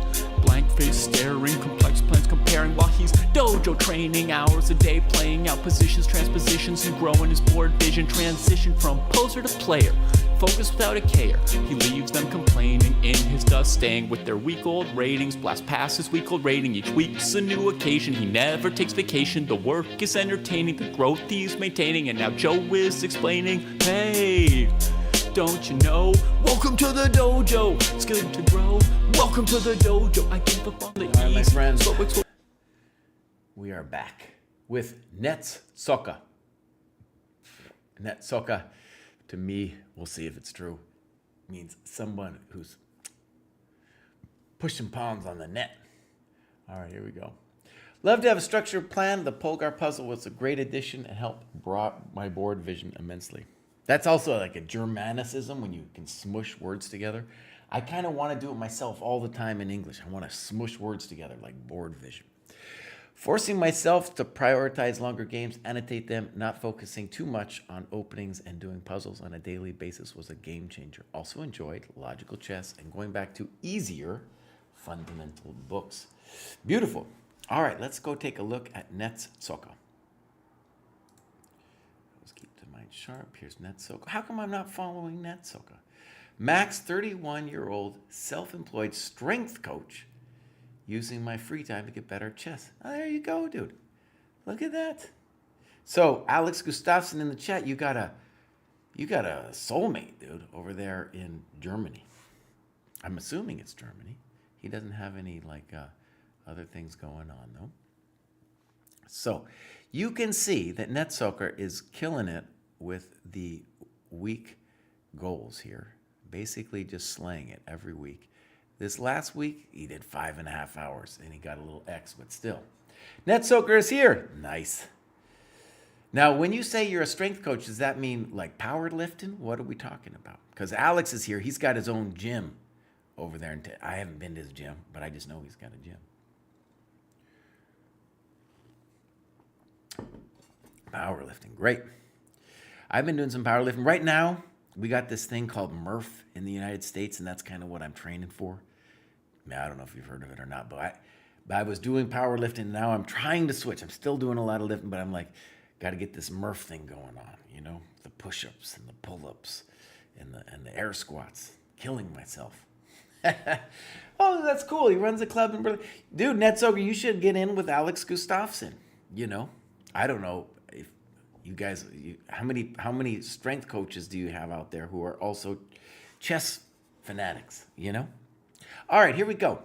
That's great, though. In Berlin. I have a friend I lived in Germany ages ago, last millennium, And I have a good friend who lives in Berlin. He's a fancy professor there. So there's dreams. There's dreams of me going back and being able to hang out.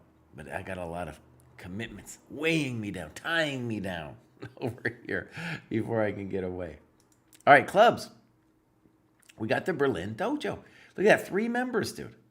And this is more honestly the kind of, I think the German dojo is great, but the kind of more local club that I think is much better because like, let's say you're part of the Berlin dojo and you got somebody around your rating, then you can be like, oh, we can actually meet and do studying together, you know? All right.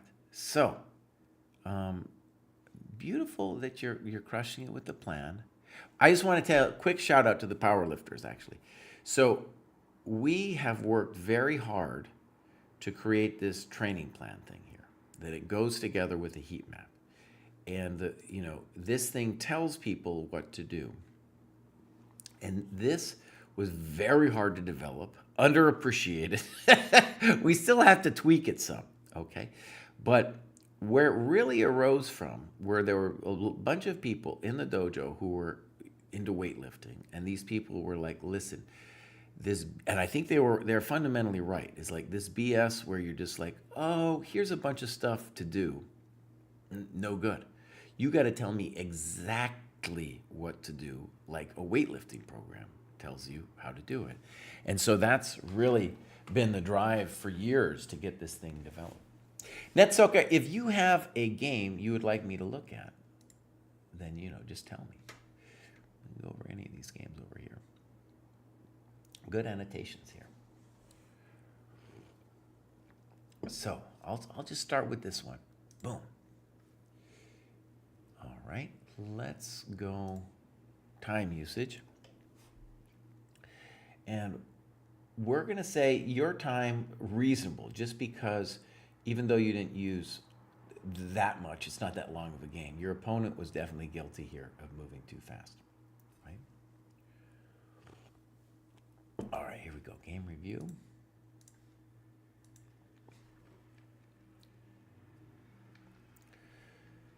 Weird. I think D5 is definitely a good move here. Poor. So look, let's just talk about this. It's not playable. It's terrible. You are going to play, every dojoer will, players who move too fast, like this guy, and people who don't respect getting their coconuts out. I did a chessable course recently that I wanted to be called, I had a different name for it, but they called it mastering time in chess, so tempo in chess. And basically what it was is a bunch of positions like this where your opponent gives you time and then you have to ask yourself, what do you do with it? Because my appreciation after doing this graduation show forever, that after you cross 1,000, the big thing to learn is how do you punish people who play moves like this? Because you're going to get it all the time. Anyway, so a bunch of positions like this, and I would ask, what should you do? And I would definitely say in this position, yeah, D5, for sure, for sure. So also a poor move. He's already in big trouble, but also a poor move because now the bishop is blocked, and we're going to call this a negative tempo because the queen's going to have to move again. I like bishop E2 better. And the reason for that is that we want to put the rook on E1 to hurt black for doing this, right? I still like your position. I don't like that move. Because think about it, this queen needs to move again, right? So we don't want to take that thing. Knight C3, bishop E2, anything that doesn't involve taking that thing. Terrible. Terrible. All right, queen D2 is okay. Castles is okay. Bishop takes, pawn takes. I'm going to give you an exclam here. So after check with the engine confirms. So, but let's talk about why. Because the guy is down in time, and it's time to mate this dude. It's time to mate him. Is it a little scary with your king open and stuff? Sure. But it's time for this guy to go. All right, knight f6, bishop f4. Bishop f4 makes a lot of sense to me. Queen h5. And here I want to stress queen e3 isn't terrible. And here you're using the engine, but I want to say I saw the engine move, not because I'm a genius, but because I know how to think about these positions. And what would be the thing to do here is to win more time. So where does this rook want to go? He wants to nail this king so hard. And so without, you did some analysis here, but it's pretty basic. We're going to play rook he1 and we're going to hurt this dude. It's not going to be pleasant for a peasant. Yeah. Okay, so queen e3, you're still doing great. d6, yeah, you're doing great. Knight d5. And now you spent 5 minutes on this next move. Okay, so one of the things I want to encourage you, Netsoka, is when you analyze these games, I'm fine with you using the engine, but I want you to try to do it by yourself first, okay? And very simple, just because we want you to, be able to think about the positions yourself. And the reason you would want to calculate rook takes d5 is just because it looks like maybe you're winning here. So I haven't looked at your analysis, but this is just the way I would go about it. I would say, okay, looks great. Looks great. And now I have two moves that are interesting. Bishop d3, threatening mate, and queen e8, king h7, bishop d3, right? So I'm not sure about queen e8 because on king h7, the rook is tapping me. So then I'll look at this one. It's a mate threat, Queen e6, no bueno, because queen d8. So like g6, I don't know, f5. And then this boy comes to town. And look at that. That's exactly what your computer says. But look, queen e5, we don't need to look at queen e5. Yeah. Okay, good. Now, the good news is you thought for 5 minutes here. And the reason that's such good news is you recognize, like, oh, I probably have something here, All right, now this guy's full blunder. Why is he blundering, by the way? Because he's not thinking. And by the way, I saw it too. Boom. No bueno, baby. Oh, man. That would have been so unfair. Okay. Good. So he blows it because he's not thinking. Check to the miserable king. I think bishop d3 might also, I'm sure bishop d3 is also strong. That isn't it. That isn't it. Okay, good. Well done, Netsuka. All right, that was fun. That was fun. Okay, next up we have Geraldo, who is graduating just all the time, dude. Just all the time. And you know what? Yeah, here he is. So let's read what he says. What an epic journey to break into the 1100 cohort. I've had a ceiling I've been bouncing off of for 2.5 years, and I couldn't find a way through. Then 5 weeks ago, something suddenly clicked while studying Yasser Seirawan's winning chess tactics. I could see relationships between pieces that I knew of, but had previously eluded my mind on the board. I love Yasser for handing me this key. Another great curriculum choice by the dojo. Thank you. Great. All right.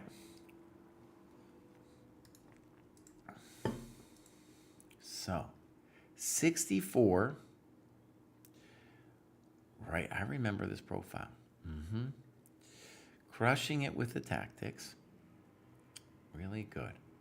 Okay, so 1100, 1200. Now, Geraldo, we got to say, let's just look at some of your other ratings. So, yeah, I guess on Chess.com you made it. And then Lee Chess, which is not your preferred one, you didn't, but okay. You're playing a lot, buddy. You're playing a lot. Okay. Somehow the tactics test didn't suit you over here. All right, so we have the Australian time zone dojo. Yeah, okay.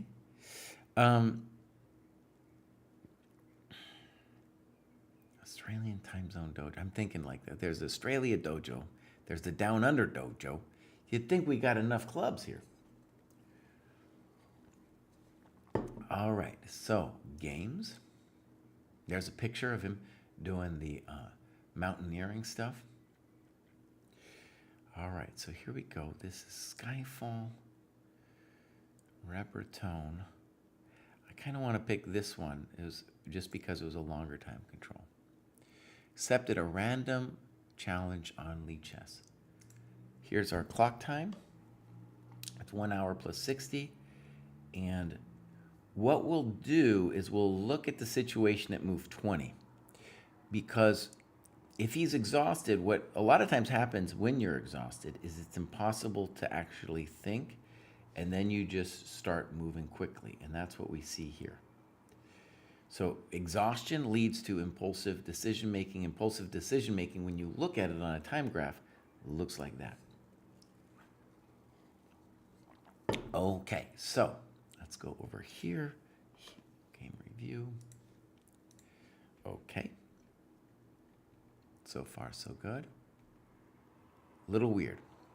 This is not a principled move in that I drop development tempo, but I think it's fine. And I like to get aggressive on the b4 bishop early. Yeah, bishop g2. Weird. Boom, boom, boom. Okay. Good. Poor. Not developing. Queen b5. I like queen c3 much better. I like queen c3 better. And you steal a pawn. Okay. Okay, I'm okay with you stealing this pawn.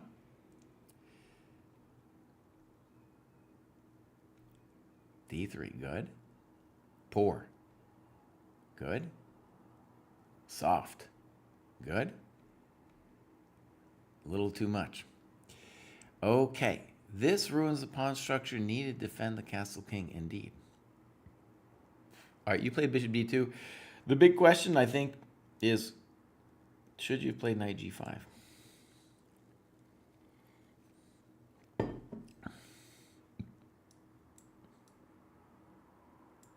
If we were going to worry about something, I think it would be rook h5.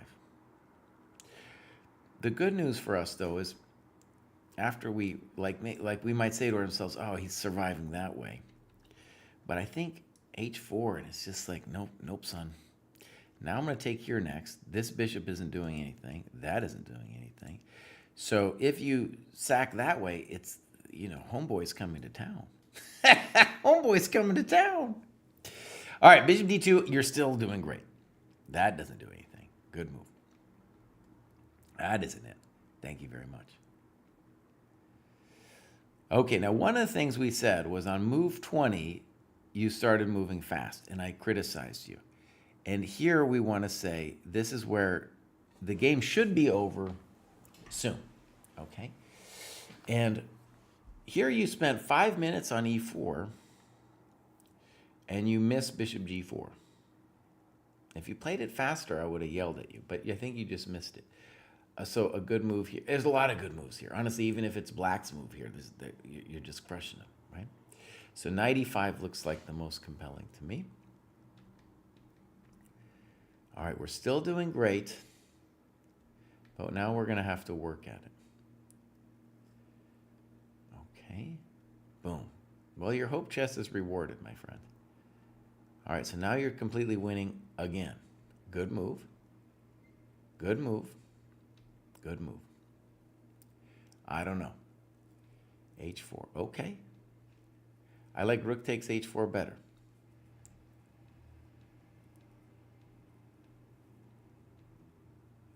Yeah, wasted pawn move. Okay.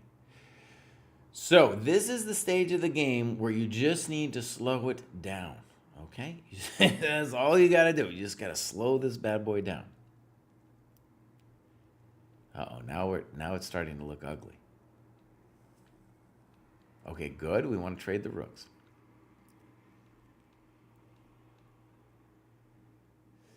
That one makes me nervous. Uh-oh. Now I'm getting nervous. King e4. King c3. Uh-oh.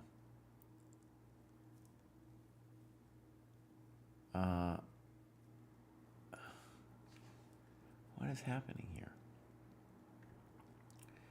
So, this is now, we have got ourselves into a situation where they might be holding this game. So king c3,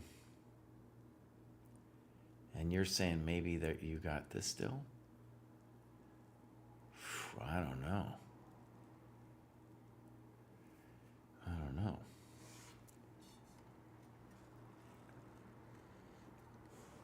All right, this is terrible though, because now his pawns can be easily attacked. So the thing to analyze would be at some point playing for a4. I guess you are winning. I guess you are. I guess you are, dude. I guess you are. Oh my gosh. I'm freaking out. I'm freaking out. Like, let's just say something obvious. Let's just play f3 or king d3 or something. You know? This part of it isn't complicated. Maybe it is, Cry. You know? Maybe it isn't. Maybe it's mildly complicated or something. It's not, though. It's not. Okay. In any case, this freaks me out. Good. And now you're winning this thing again. No need to give him that pawn, though. But anyways, we're crushing him. Well done. Whew. So, definitely it was the case that after move 20, when you were winning, you started moving way too fast. The exhaustion and all that. Okay. That was nerve-wracking, but you did it. Next up, we have Tom. Tom says, I've experimented with different thinking methods, and when I found the one that worked, I started doing really well. That and learning from each game. All right, let's go see. I want to know what the thinking method is. All right. Not a lot of work shown. I don't know what's going on there. 1224, so actually he's eligible to graduate again. We've got some clubs. Nothing. Games? Nothing. Now, I just want to say, this is such a long grad show. I'm a little bit thankful. But Tom, buddy, you gotta give us some love over here. Give yourself some love. Do some work. Do some games. Giorgio's next. Giorgio says, happy to finally make another graduation. Definitely felt it took some more work this time. Had to do quite a bit work of tactics. And also Jesse's Mastering Time course was an eye-opener. That's the one I was talking about before. Still feel I'm struggling to convert advantages and more often now end up in worse endgames. Enjoying the round-robin tournaments. Dude, fantastic. Can I please review this game? Yes, sir, I can. Let's just copy and paste it, and we'll go look at your profile before we do. Boop. All right, here's Giorgio.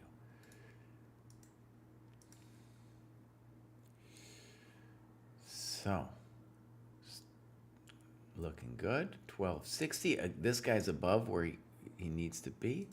If we go, he hasn't been logging epic hours. So kind of oddly, he was way more active on the scoreboard before, and now, what's happened, Giorgio? What happened? Did you get a girlfriend? What happened, buddy? Okay, so yeah. Let's go look around here. Clubs. He's a Norway player. Tell Magnus hi from me, Giorgio. All right. We were now going to look at your game that you requested. Okay. So first we look at the time graph and we say, oh my gosh, this is 30 plus 30. You stopped thinking on move 30. We'll see what's going on there, move 30. Your opponent stopped thinking at move 15. So I'm hoping you killed this person.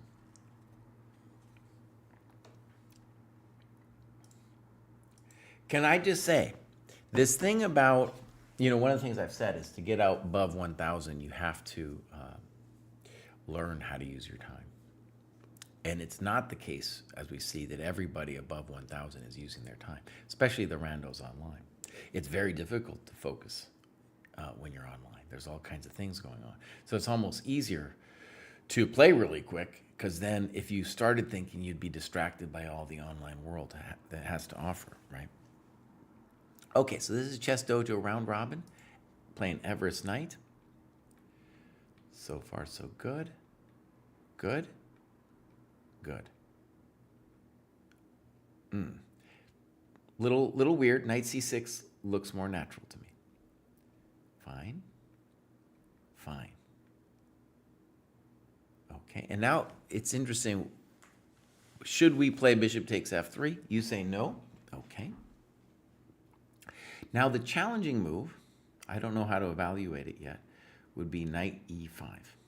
I think maybe knight e5, maybe you'll play queen c7. I don't know. Poor. Why? Because it's not developing.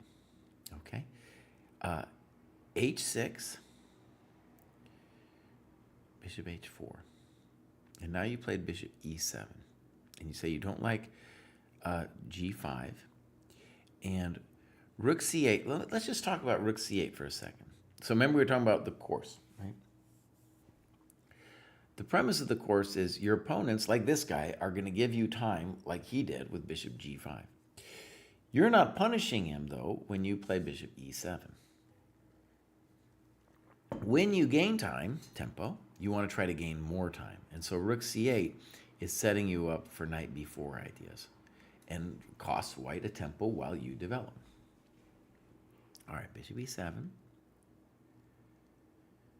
Now, white should consider knight e5 here.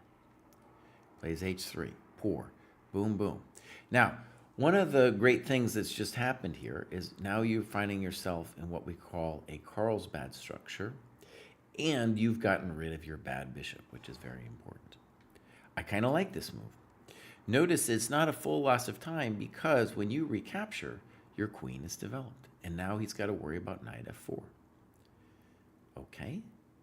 Castle's good move. Castle's okay. Rook ac8, good move. Queen e2. Now it is time to bring him home. He needs to come home. He did his job. He's time to come home. So now knight e5 would be a good move for him. Okay. Now knight e5 is still a good move for him. Okay, there it comes. King g2. King g2 is actually he's playing it too fast, but it's a promising, he might be able to understand what's going on. We're about to find out. You say, I don't know what to do here. Okay. Rook c7, by the way, it's not poor. A standard idea in this kind of position is to go for a minority attack. And that just means we have less pawns on the queen side, so we're in the minority. But if we got this b4, we'd isolate this pawn.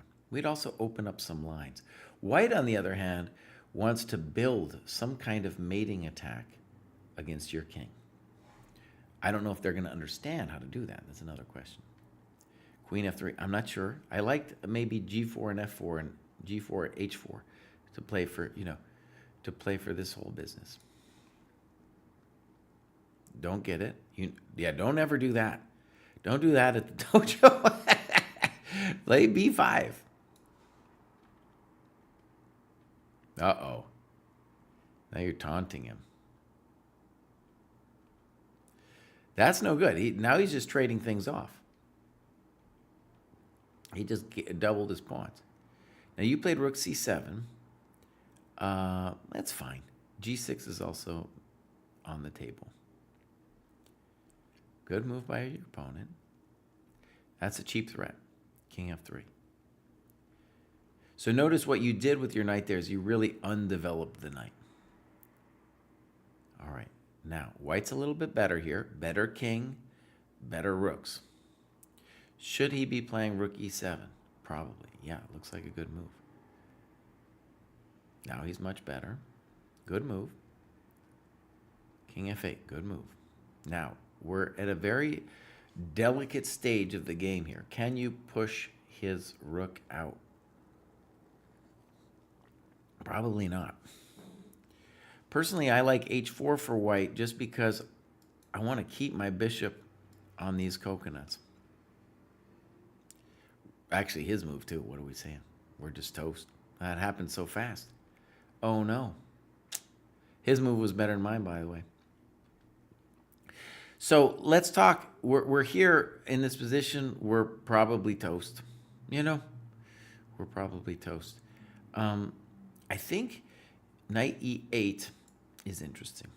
You should at least try this move because now you could do this. We have a book from more advanced cohort called 45 Methods to Mess with Your Opponent. And this is one of the methods here, to put the knight on d6 in a Carlsbad structure. Okay, so that was rough. That was rough. I want to say, though, that one of the things that you hinted at is that you found difficult to take advantage of your opponents. And think about that course and what we learned from it. They're going to give you time, right? And you likewise are giving them time. You're giving them time. Don't give anybody time. And notice, too, you're obsessed about the pin. The pin's not going to kill you anytime soon. You're doing fine. Okay, let's continue. Next up, we have pawns are tricky. Doesn't tell us anything. Dojo 1.0. He might just be here for the graduations. He might just be, maybe he makes it that he's in the wrong cohort too here, bud. His ChessCom is too old for this. Nothing.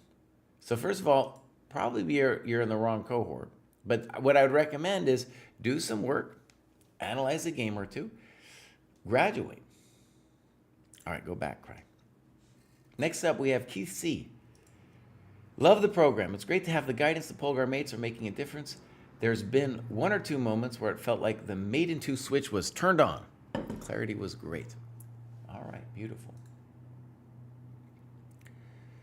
Randy Balin says in the YouTube chat, just established a membership. Hello. Fantastic. Hello to you too. All right, here we go. Keith C. Let's go give him a look. Adult improver, father to my lovely 6-year-old daughter, Lenore. Yeah, my kids don't like chess either, but formal theatrical lighting guy. Backwoods timber frame carpenter by day. Okay, beautiful. Yeah, let's give him a follow. So, joined recently, has been slaying it every day, especially with the tactics. Okay, looking good. He's got an amazing tactics rating. Look at that bad boy over there. So I think Keith is going to be graduating again soon. So, New England. Yeah, if you're going to be a carpenter, probably time to be up in New England. Okay, games. All right. So, Kies Phasmatis is the name. This is a 90-30. I want to congratulate you on that. Let's go click this thing. This was a battle. Okay, beautiful. Now it's rated on Lee Chess. Let's see if we had a clocks. Oh, look at that. So the first thing we want to praise is this looks, at least the first part of it, looks like a GM level game. I mean, people are thinking. Very impressive use of time. Then later, maybe they stopped thinking. They're using, you can see with the upturn there, they got a 30-second increment, so they are using less than 30 seconds a move as we get later on into the game. We might criticize him there. He says he needs to work on endgames. The thinking in the endgame, both of you guys needed to do. Oh, again, though, from what I see with the first part of the graph, that looks great. All right, here we go. Fine, fine, fine. D5. And I'm breaking principles by moving too many pawns. And knight f6 here. Yeah, fine move. One thing to appreciate on knight f6 is if bishop g5, I get it that it looks kind of scary, but you can just play h6. Because, see, he can't really go back, because then you'll smack him and win the pawn. So he's got to take, and then your queen gets out. And actually, you have this in your notes. Good. So d5, and now what would worry me here is that e5 by white looks to me like a good French. Now, castles looks good. Also, his move looks fine. Okay. That looks threatening. That looks threatening. So let's just talk. We have a French structure here. White's pawns are pointing towards the king side. That's where he's got space. That's where he wants to attack. Your pawns are pointing this way.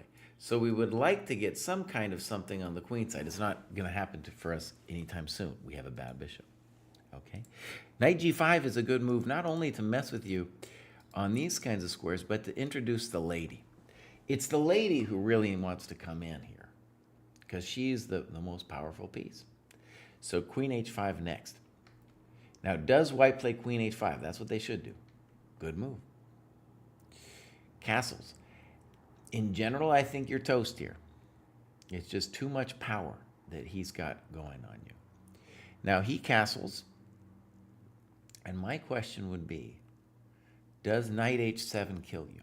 So go like this. Knight h7. Rook e8. Takes the coconut. Now, we're just starting. The idea would be that on pawn takes, queen takes, this little threat would be too much to handle. We're not done yet, though. g6 maybe. Let's put the queen here first. Takes. Now, do I have a move? Boom. I might have this move. We're not done yet. On king g8, we have to worry about queen h6 followed by bishop f6. King g7, here, here. Now, it's really hot. Because, see, if I go bishop f6, it looks like I'm winning. But I got to deal with this kind of thing. Holy moly, and I'm just saving my skin. Whew! In any case, this would be something to analyze. And analyzing something like this is amazing for your chess skill. Yeah. So he castles. And you said knight f5. Makes some sense. Knight f3. Sad.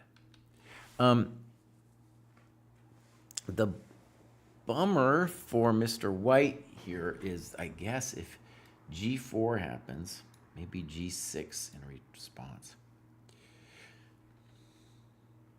White's still doing great, though. Queen h3.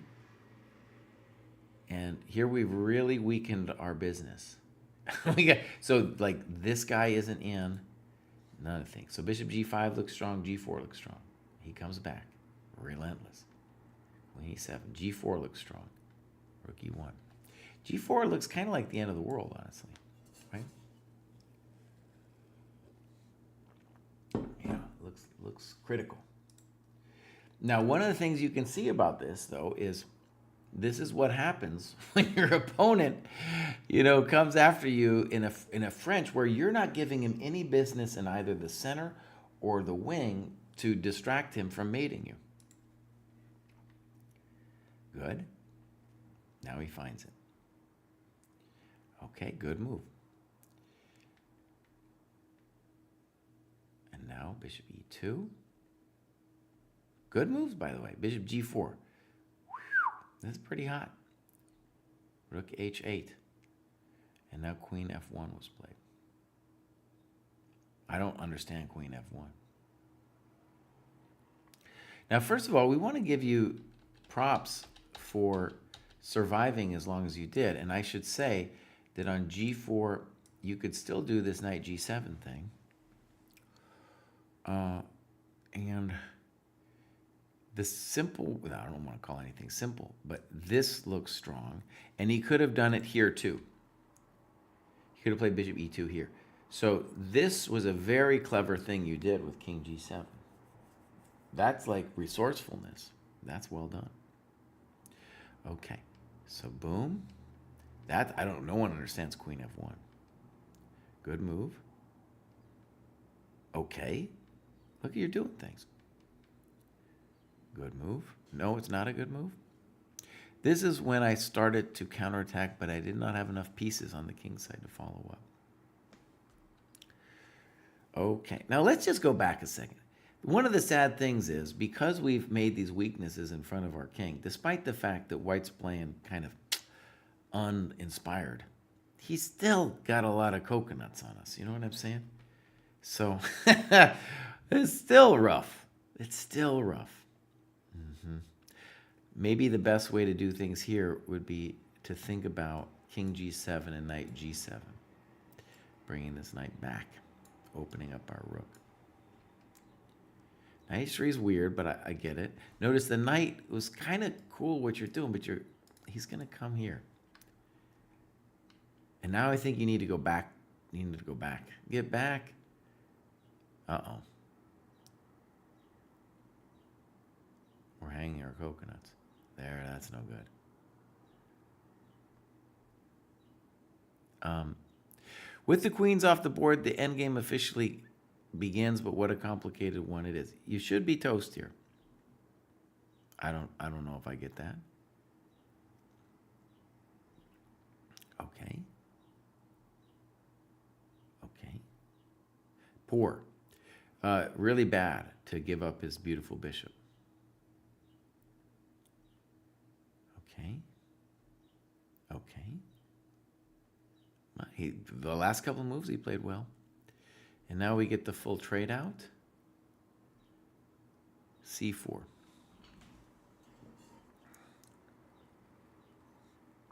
Okay, so at a higher level, we would call this lost. This guy, though, he might give you some chances.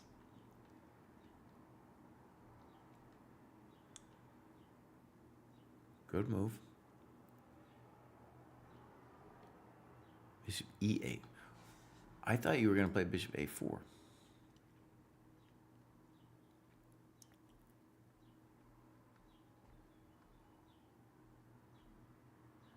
That wasn't it.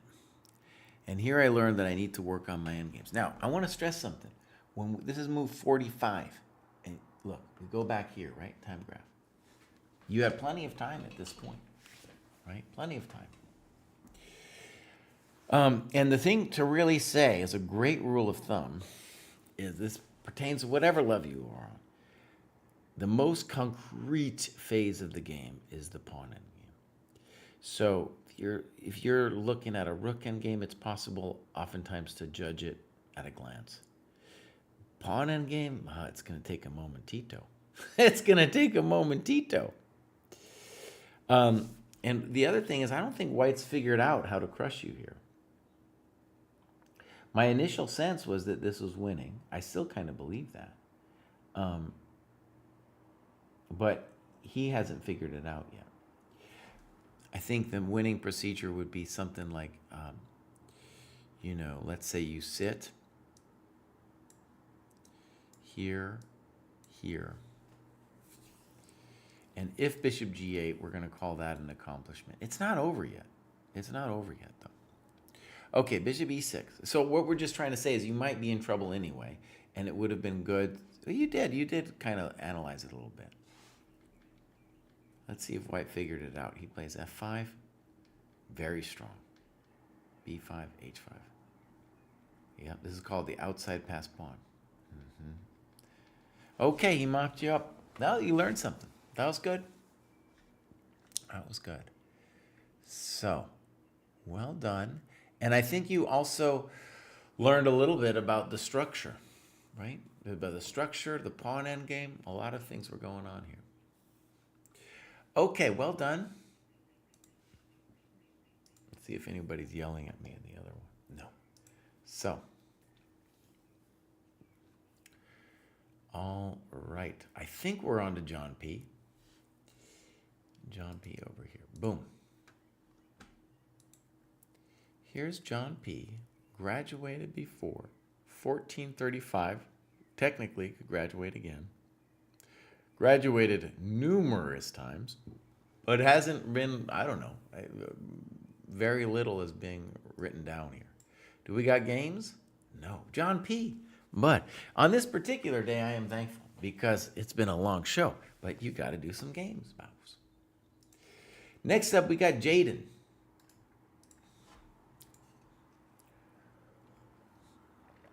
$13.09, looking good. And doing some little bit of work here. Hasn't done any tactics evaluations. Let's see, we got some clubs. Okay, games. Nothing. Jaden, mouse. You're clearly doing great. Your rating's going up. Maybe it's still easy for you. At some point it'll be hard, and that's when you want to use this heat map, use the program, annotate some games. All right. Next up, we got a famous graduate, and his name is Jamie. After a long time, I've been in the program from the beginning, and a lot of work. I got a lucky streak of results OTB, and the graduation button went green. It's been hard these years to see so many people graduating easily while I was stuck in my cohort or below. My impression is that I selected the wrong cohort in the beginning. Still not sure if I belong to the next cohort, but numbers say it and I'll accept it. Best of the program so far for me has been the philosophy of compulsory annotation. This is now a second nature to me and a very important tool for improvement. Need to spar more because I have the impression that I'm not taking advantage of this side of the program. Also very good is the community. Sharing our way with a lot of people who want to improve and are interested in this is amazing. Special thanks to the senseis and some dojoers like Laurent, always a helping hand, Hesse RP, we enjoyed a lot going through our games, Benwick, my partner in Endgame sparring, Midnight Zero, Pheno Chess, Cole Thompson, and many more. Sorry for the extension. Interested in the review of my last annotated game against another dojo member, Barnstorm. Oh, beautiful. JB, this is really cool, man. Let's go give your profile a click. So, as you can see, JB's doing a lot. He's done a lot of tactics. He's done a lot of stuff. Maybe a little too much tactics, but in any case. Got this amazing FIDE thing going on here. All right. Now, he's confused maybe about the cohort, and, you know, the tactics, the FIDE rating, he got a boost last year like everybody did, or everybody below 1,000 did.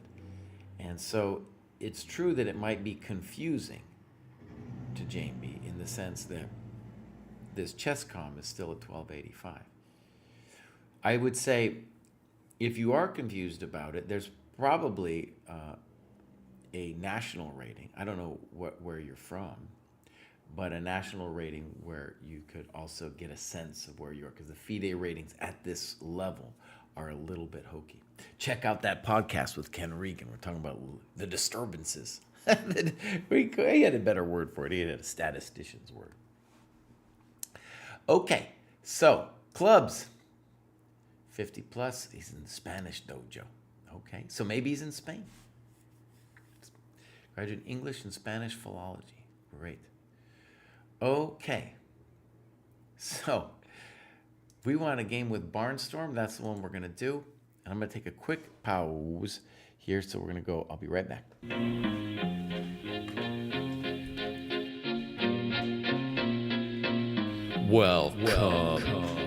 Welcome to the dojo. Check out Joe, he's a Reddit bro, likes to edit posts, and he starts to gloat when he gets the most of votes or likes. Yeah, he's really hyped, really psyched, cause the crowd is really tight and the work is really light. His training plan is the first thing your eyes see, cause he's got more follows than my boy Eric Geisy. Opinions on Magnus, Hans, and Karyakin, who cheated who, which engine That did he ain't hack, and Mouse. he got blocked by Short, ignored by Dvorak, but he can't be wrong. He scored a like from Truan. He's got lightning attacks on GM blunders and gaffes, true not over the board. It's only the other chat. Still his 7-year plan ensures the last laugh. Distractions detract from any actual actions. Excuses are useless. He rues his inaction. Awaits satisfaction. The status of Magnus. He bought 50 books and opened up 10. Fools ought to read Psalms, not my system. He's got 30 all accounts on every site Game around. review.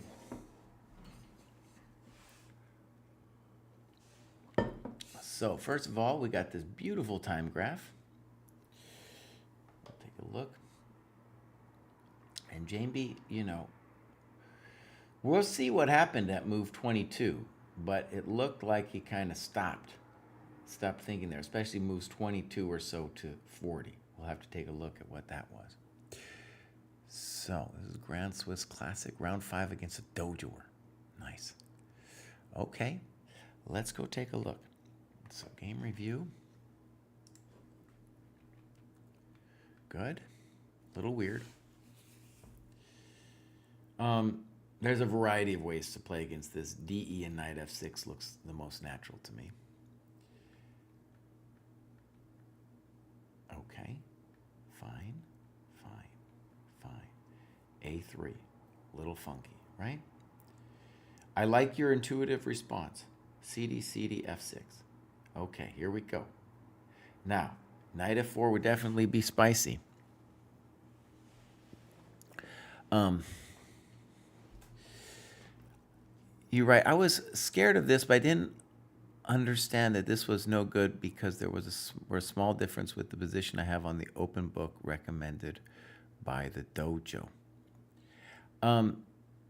Now, I think what he means is there's a similar position in a different variation where knight d4 here after knight f4 is played. So knight f4, knight d4. And we get this whole madness. Yeah. Arriving to a similar position to what we have in our book against the Taraj, but this seems better for black because white has lost a tempo with a3 and his knight is still on b1. Great. Well said. Absolutely true. So f6. Now he goes f4. I don't believe in this. And you played bishop e7. And on fe5, you said, my impression during the game is that this was bad for black. And you say, I didn't like this position. My knight on d7 is a problem, and castling short is forbidden. A lot of times in this position, we have this dirty trick here at knight d4. But here it doesn't work. Because he's got this bad boy at the end. So.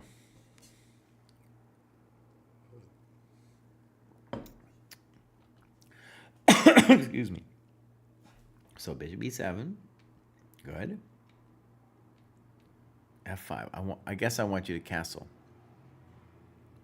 You can play f5 later, okay? Now this f5 move, you could have done it in one move, obviously. And you're right, this must be a mistake, but I don't see an alternative. So yeah, if queen c2, you could play, you don't have to play f5. You could play h6 too, but f5 makes a lot of sense. And the queen doesn't really belong on the c file where it's going to get whacked. All right, I have suffered through many positions like this in my chess career. Not sure that's necessary, a6. Okay. I don't like the way white's playing this. White should be organizing g4. Good move. He's messing around. Castle's good. I don't understand.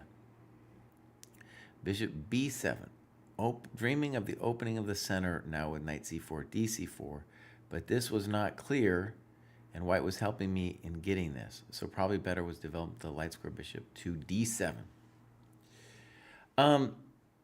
Okay. Now, by the way, you have a romantic idea with bishop b7, and it's true that your opponent probably doesn't have to allow you to do it. But I don't think bishop b7 is a bad move. I think bishop d7, honestly, is okay, too. Let's give your move a try. Rook h3. I don't believe in this. Because you can play g6 at any point. White needs to get g4 arranged. It's not easy to arrange it. And now you go knight c4. Okay, now I do have questions about this. Queen, bishop c4, this was my question here, and d5. And this was very confusing to me. Now, if he takes with the queen, I don't care. Oh, I'm not scared about that. But could he take with a knight? That would be the one I'd be like, I don't know about. I'm a little frightened of it. Right?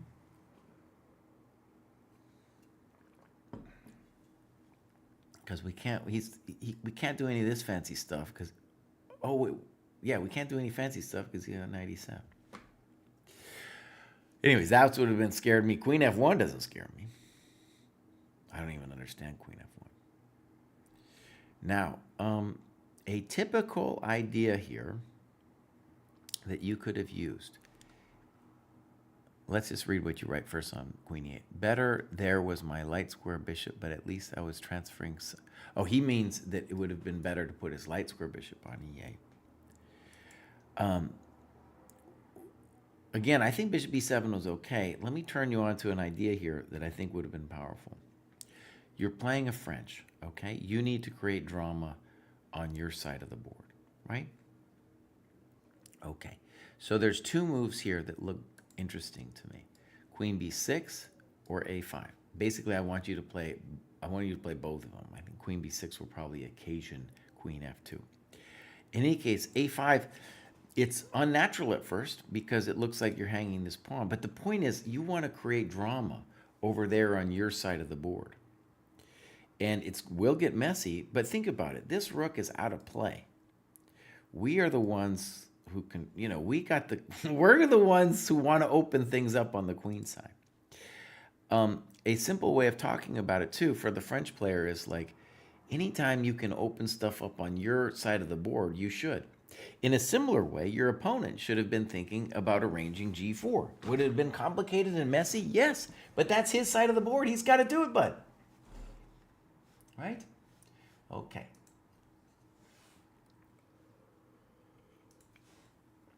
All right, Queen E8, Queen F3, Queen F7, G4, finally, G6, G5, horrendous move, horrendous. Yeah. Okay, now his rook makes no sense. And here we definitely want to start thinking about arranging A5. King G7, I don't like it. You say, yes, simply preparing rook A8. You don't know. No, we don't need the rook over there, buddy. We need over here, buddy. We need to open the coconuts. Open sesame coconuts, Probably here first, and then A5. All right. Now, he's terrified, too, of your H6 thing. Oh, no. We're obsessed. Oh, we're just simply obsessed over here. Both sides are obsessed. Just a pure obsession about getting H6 in. Why did he do that? What is he doing? Yeah, I don't know. All right, no. So now he makes the big commitment, let's call it. And you took back BC. DC, you say D5. And just the move I would want to have us think about here is knight. Wait a second. Wait, I want to just go back a second. I just got to understand something. What are we doing? What are we doing? What is this H6 move? GH6. Probably okay for white, but it's not ready to take advantage of black's lack of coordination. So I just want you to see this whole thing where you're playing on his side of the board. It didn't help you. It didn't help you. All right. So now the thing I wanted to talk about is, as a French player, you should try to make it work even if you are going to lose a pawn. So for example, D5, knight E7. Is it complicated? Yes. But you see, our bishop is now a beast. I mean, it's just a very angry man. Very angry man. Okay, here we go. A lot of these moves I don't understand.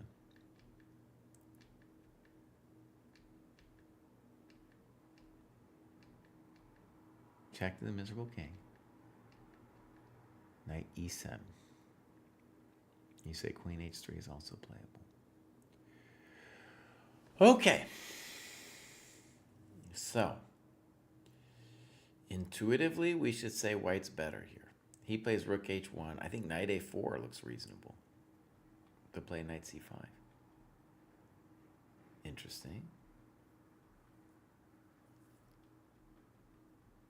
Notice what happened. He let your rook in. And something terrible here. Putting my rook in a very inactive square. Great. I'm happy that you screamed it.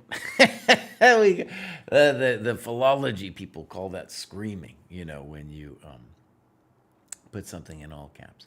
But unless you thought you were getting trapped there, which I don't see how you're getting trapped. I mean, maybe we have to worry about it a little bit. But in general, we should know we're not getting trapped. Of course, rook d3. And not only that, but he invited you in. He invited you in. I would say, JB, that this is the one, of all the mistakes I criticized, this is the one to two things. The thing about the French structure, because you are going to have that again, but then maybe even more so this one. This one is a real screamer. Now, I want to stress something here. You had a lot of time here, JB. Now let's go back. So I want you to just see this. We're at move 38 here, and you have plenty of time, and here you're just making impulsive moves. And so here too, you're to 23 seconds. You get 30 seconds extra a move, and you're not even using that, okay? Again, what this suggests is that you're cooked, right? You don't have any energy left. All right. Good move. Good move. And now we got some real trouble because our pieces are all discoordinated, and he might be able to break us open. A5. This is the most ambitious move. I would say maybe it's a mistake, but it looks very ambitious because he wants to play B5. He could play B5, as you note, but then that allows A5. And maybe you're going to do that to him. I like his move. You try to stop it, knight A4, good move. Knight C5, thank you very much. And now knight C3, good move. Knight E7. All right, critical position for him. He plays knight takes, which looks too early. Like knight B7. Well, maybe it's similar.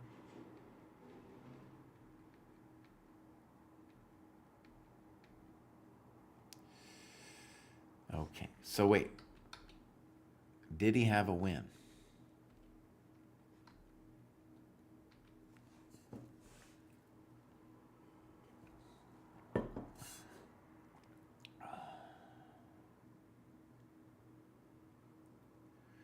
So the bad news for black is we're not really threatening anything.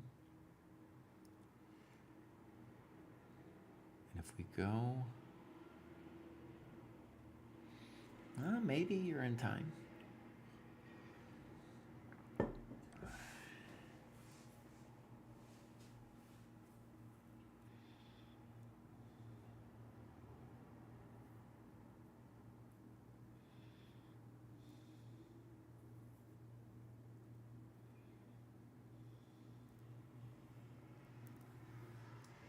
This might be a good move. If you take, we claim that you can't fix your pawn over here. And if you, let's say here, then we're going to come in and we're going to threaten things like this. In any case, he does it this way. Good. Good. Now you might be okay. And he traded off your bad bishop. I don't think he knew that he traded off your bad bishop. I don't think he's doing anything over there.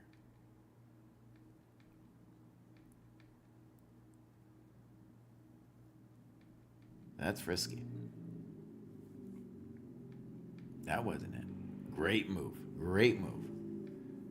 I don't know where he's going. Ah, there it is. What's cool about this is earlier we had the rook there. You had the chance to come in, and now you're coming back for it.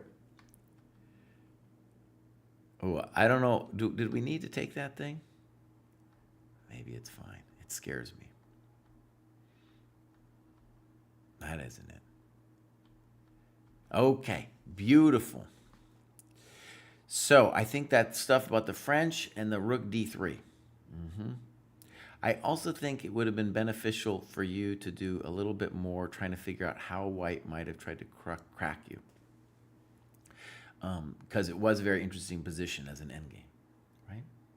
Change the scene! Oh no, I did it again.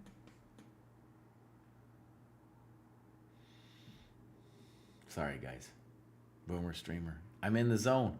I said so many valuable things, too, for Jamie. So many valuable things. He could probably reconstruct most of it, but still.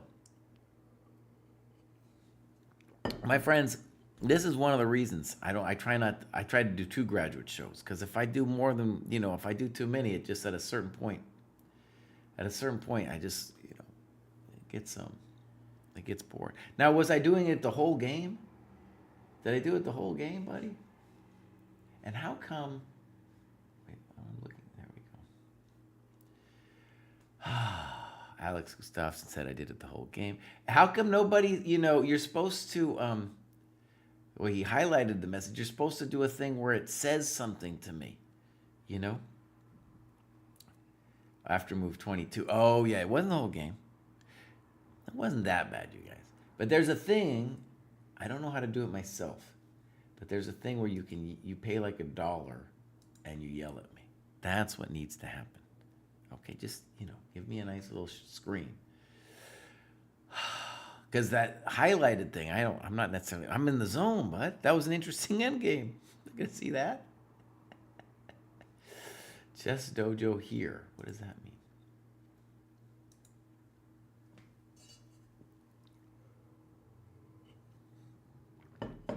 Submarine Mike did, but it didn't yell at me.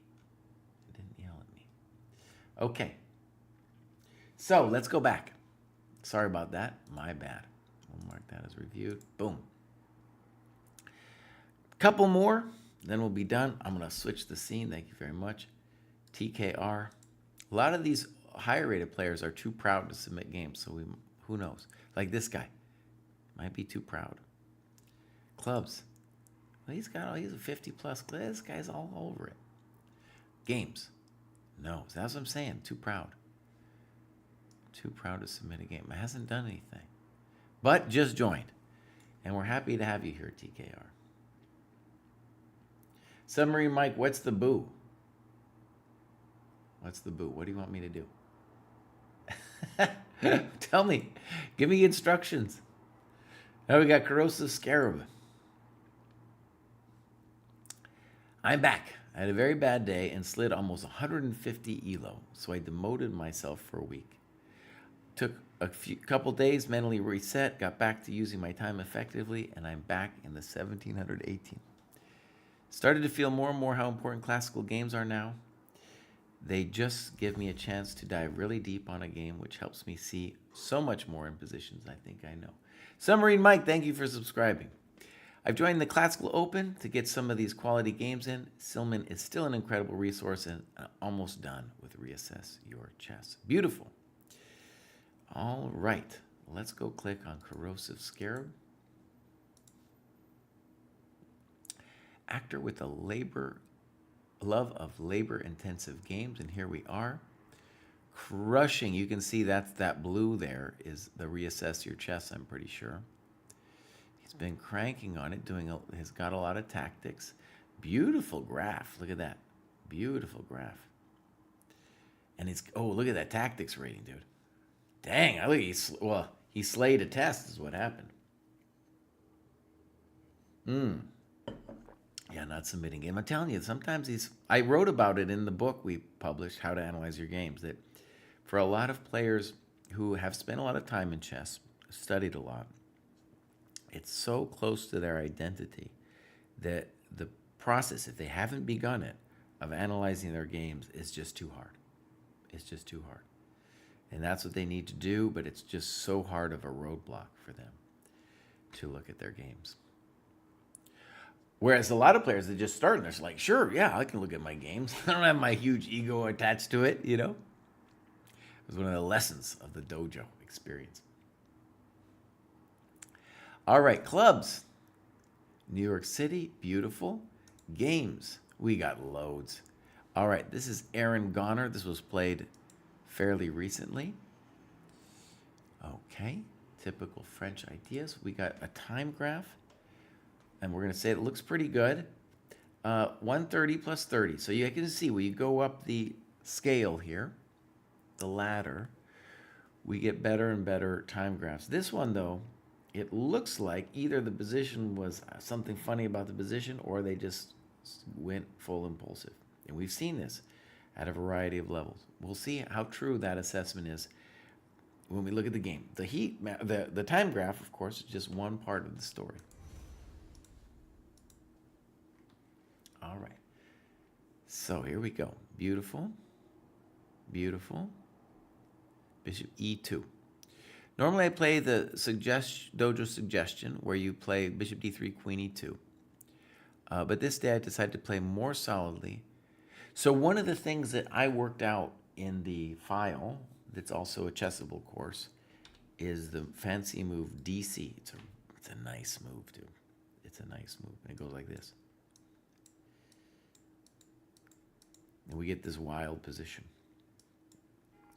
Strategically, the point is to drive the knight away from the fight for the e5 square. Is it hot? It's very hot. All right, but bishop e2, this is the old move. Knight e7. Okay, here we go. Knight a3. Okay, I think that's going to be okay. And then they're confused. They don't need this a6 move. Knight c2, fine. Okay. I would say that this position is the challenging one for black because basically the old school idea of the French applies here, which is that you want to consolidate the d4 square and then mate him. And so that's what you're doing. And it's not easy for black to go about his business. However, the knight on c2 is obviously a weird kind of animal, right? Okay, knight f5. So, you talk about bishop g5, bishop d2.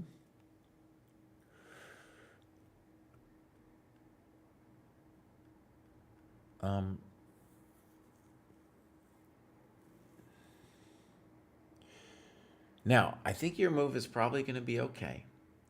However, I'll mention that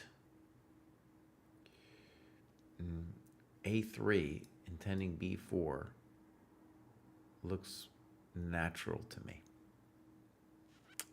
Let's give your move a try. Bishop d2. I would say queen b6 is my main question. I'm assuming your intention was bishop c3. And then just from his perspective, I would be interested in trying to trade off a coconut over here. If I was black, that's what I would be interested in. Okay. Rook c1. Adding some beef to the c file since the only open file on the board, also trying to stay flexible. Okay. Rook c1, I don't really want to do it because I don't really even want to trade the rooks.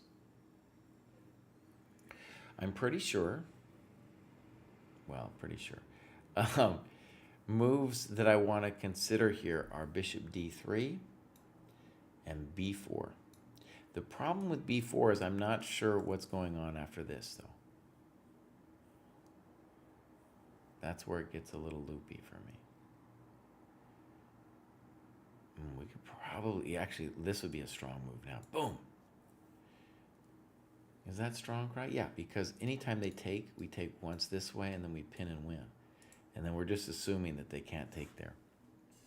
I feel pretty good that they can't. Now, want to stress, this knight c2 stuff,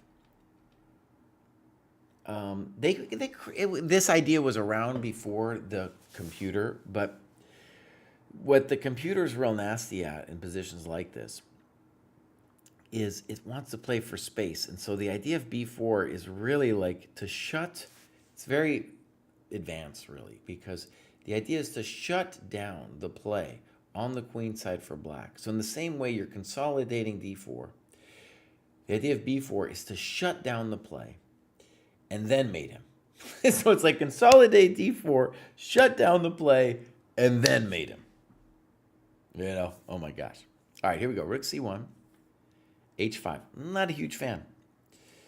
I understand that he thinks he is preventing g4 that kicks his knight, but this feels like it really weakens the king side. Agree. You play h3. I think bishop d3 makes a lot of sense. Probably poor. Yeah. So you got a lot of good moves here. EF. I'm not sure about bishop c3. Because can he take now and maybe live? Ooh, that's not it. So the question for me on bishop c3 is, couldn't he have done that? And then how do we evaluate that position? Whereas, if you had taken it and played here, I don't see how dude is never going to be safe. You know, we're going to play bishop d3 someday, rook e1, queen e2. We're going to kill him. Look at it, it's full of holes. Full of holes. Whereas fe5, maybe he lives because he's going to, it's still funky. It's got to be said. But I'm just saying here, maybe he could live. King f8. Knight e3 is an interesting move. That isn't it. Boom, boom, boom. Good move. That's sad. Good move. Good move. Oh, that's where we really say check to the miserable king. Dang, this is terrible. This is god-awful. Look what you did to him. Okay, we're going to stop here. That was a great game. That was a great game. Yeah. Yeah, beautiful stuff. That was great. So that was Corrosive Scarab. He's graduated a bunch of times. He's crushing. That's great, man. That's really inspiring. And you can see he did the work too. All right, we got one more. Maybe NYC Golden Dragon doesn't have anything for us. We're about to find out. Yeah, it doesn't have a lot. Joined May of last year. We'll give him a follow. 2012 USCF. Okay, at least the FIDE and the USCF are close there. And do we have clubs? Agard's Army. Do we got games? Nothing. That was my suspicion. So, Golden Dragon, thank you for joining the dojo. Let's see some stuff, buddy. Let's see some games and some work, and you will make it. All right, I have one final task that I need to do.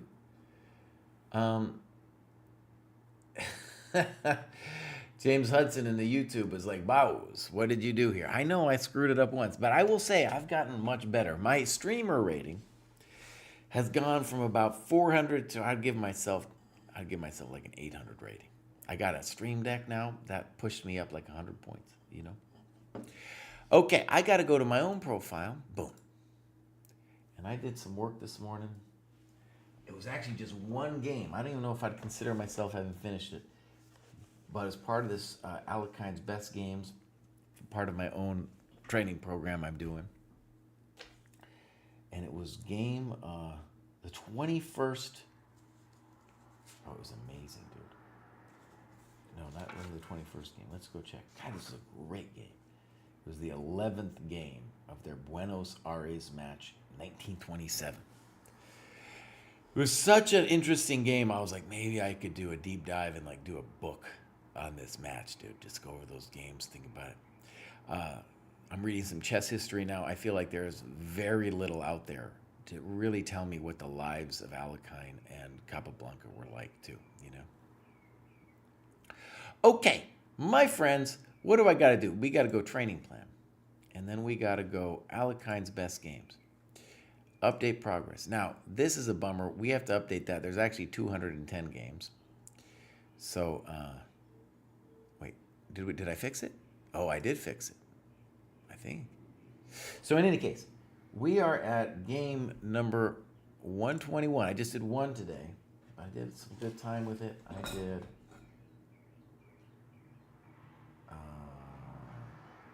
I did in 2 hours and 5 minutes. Excuse me, that's not a 2, that's a 2. 5 minutes. Update. All right, so what do I got? I got 10 hours for the week, still a bit to go. I try to do 15 a week. You can see after we got these check marks, I've been crushing it much better than I was before. I didn't know. I didn't know, and now I'm like 15 hours a week, bows. That's what we got to do.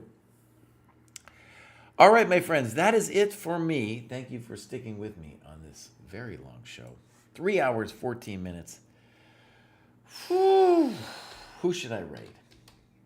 How about Emily Plays Chess?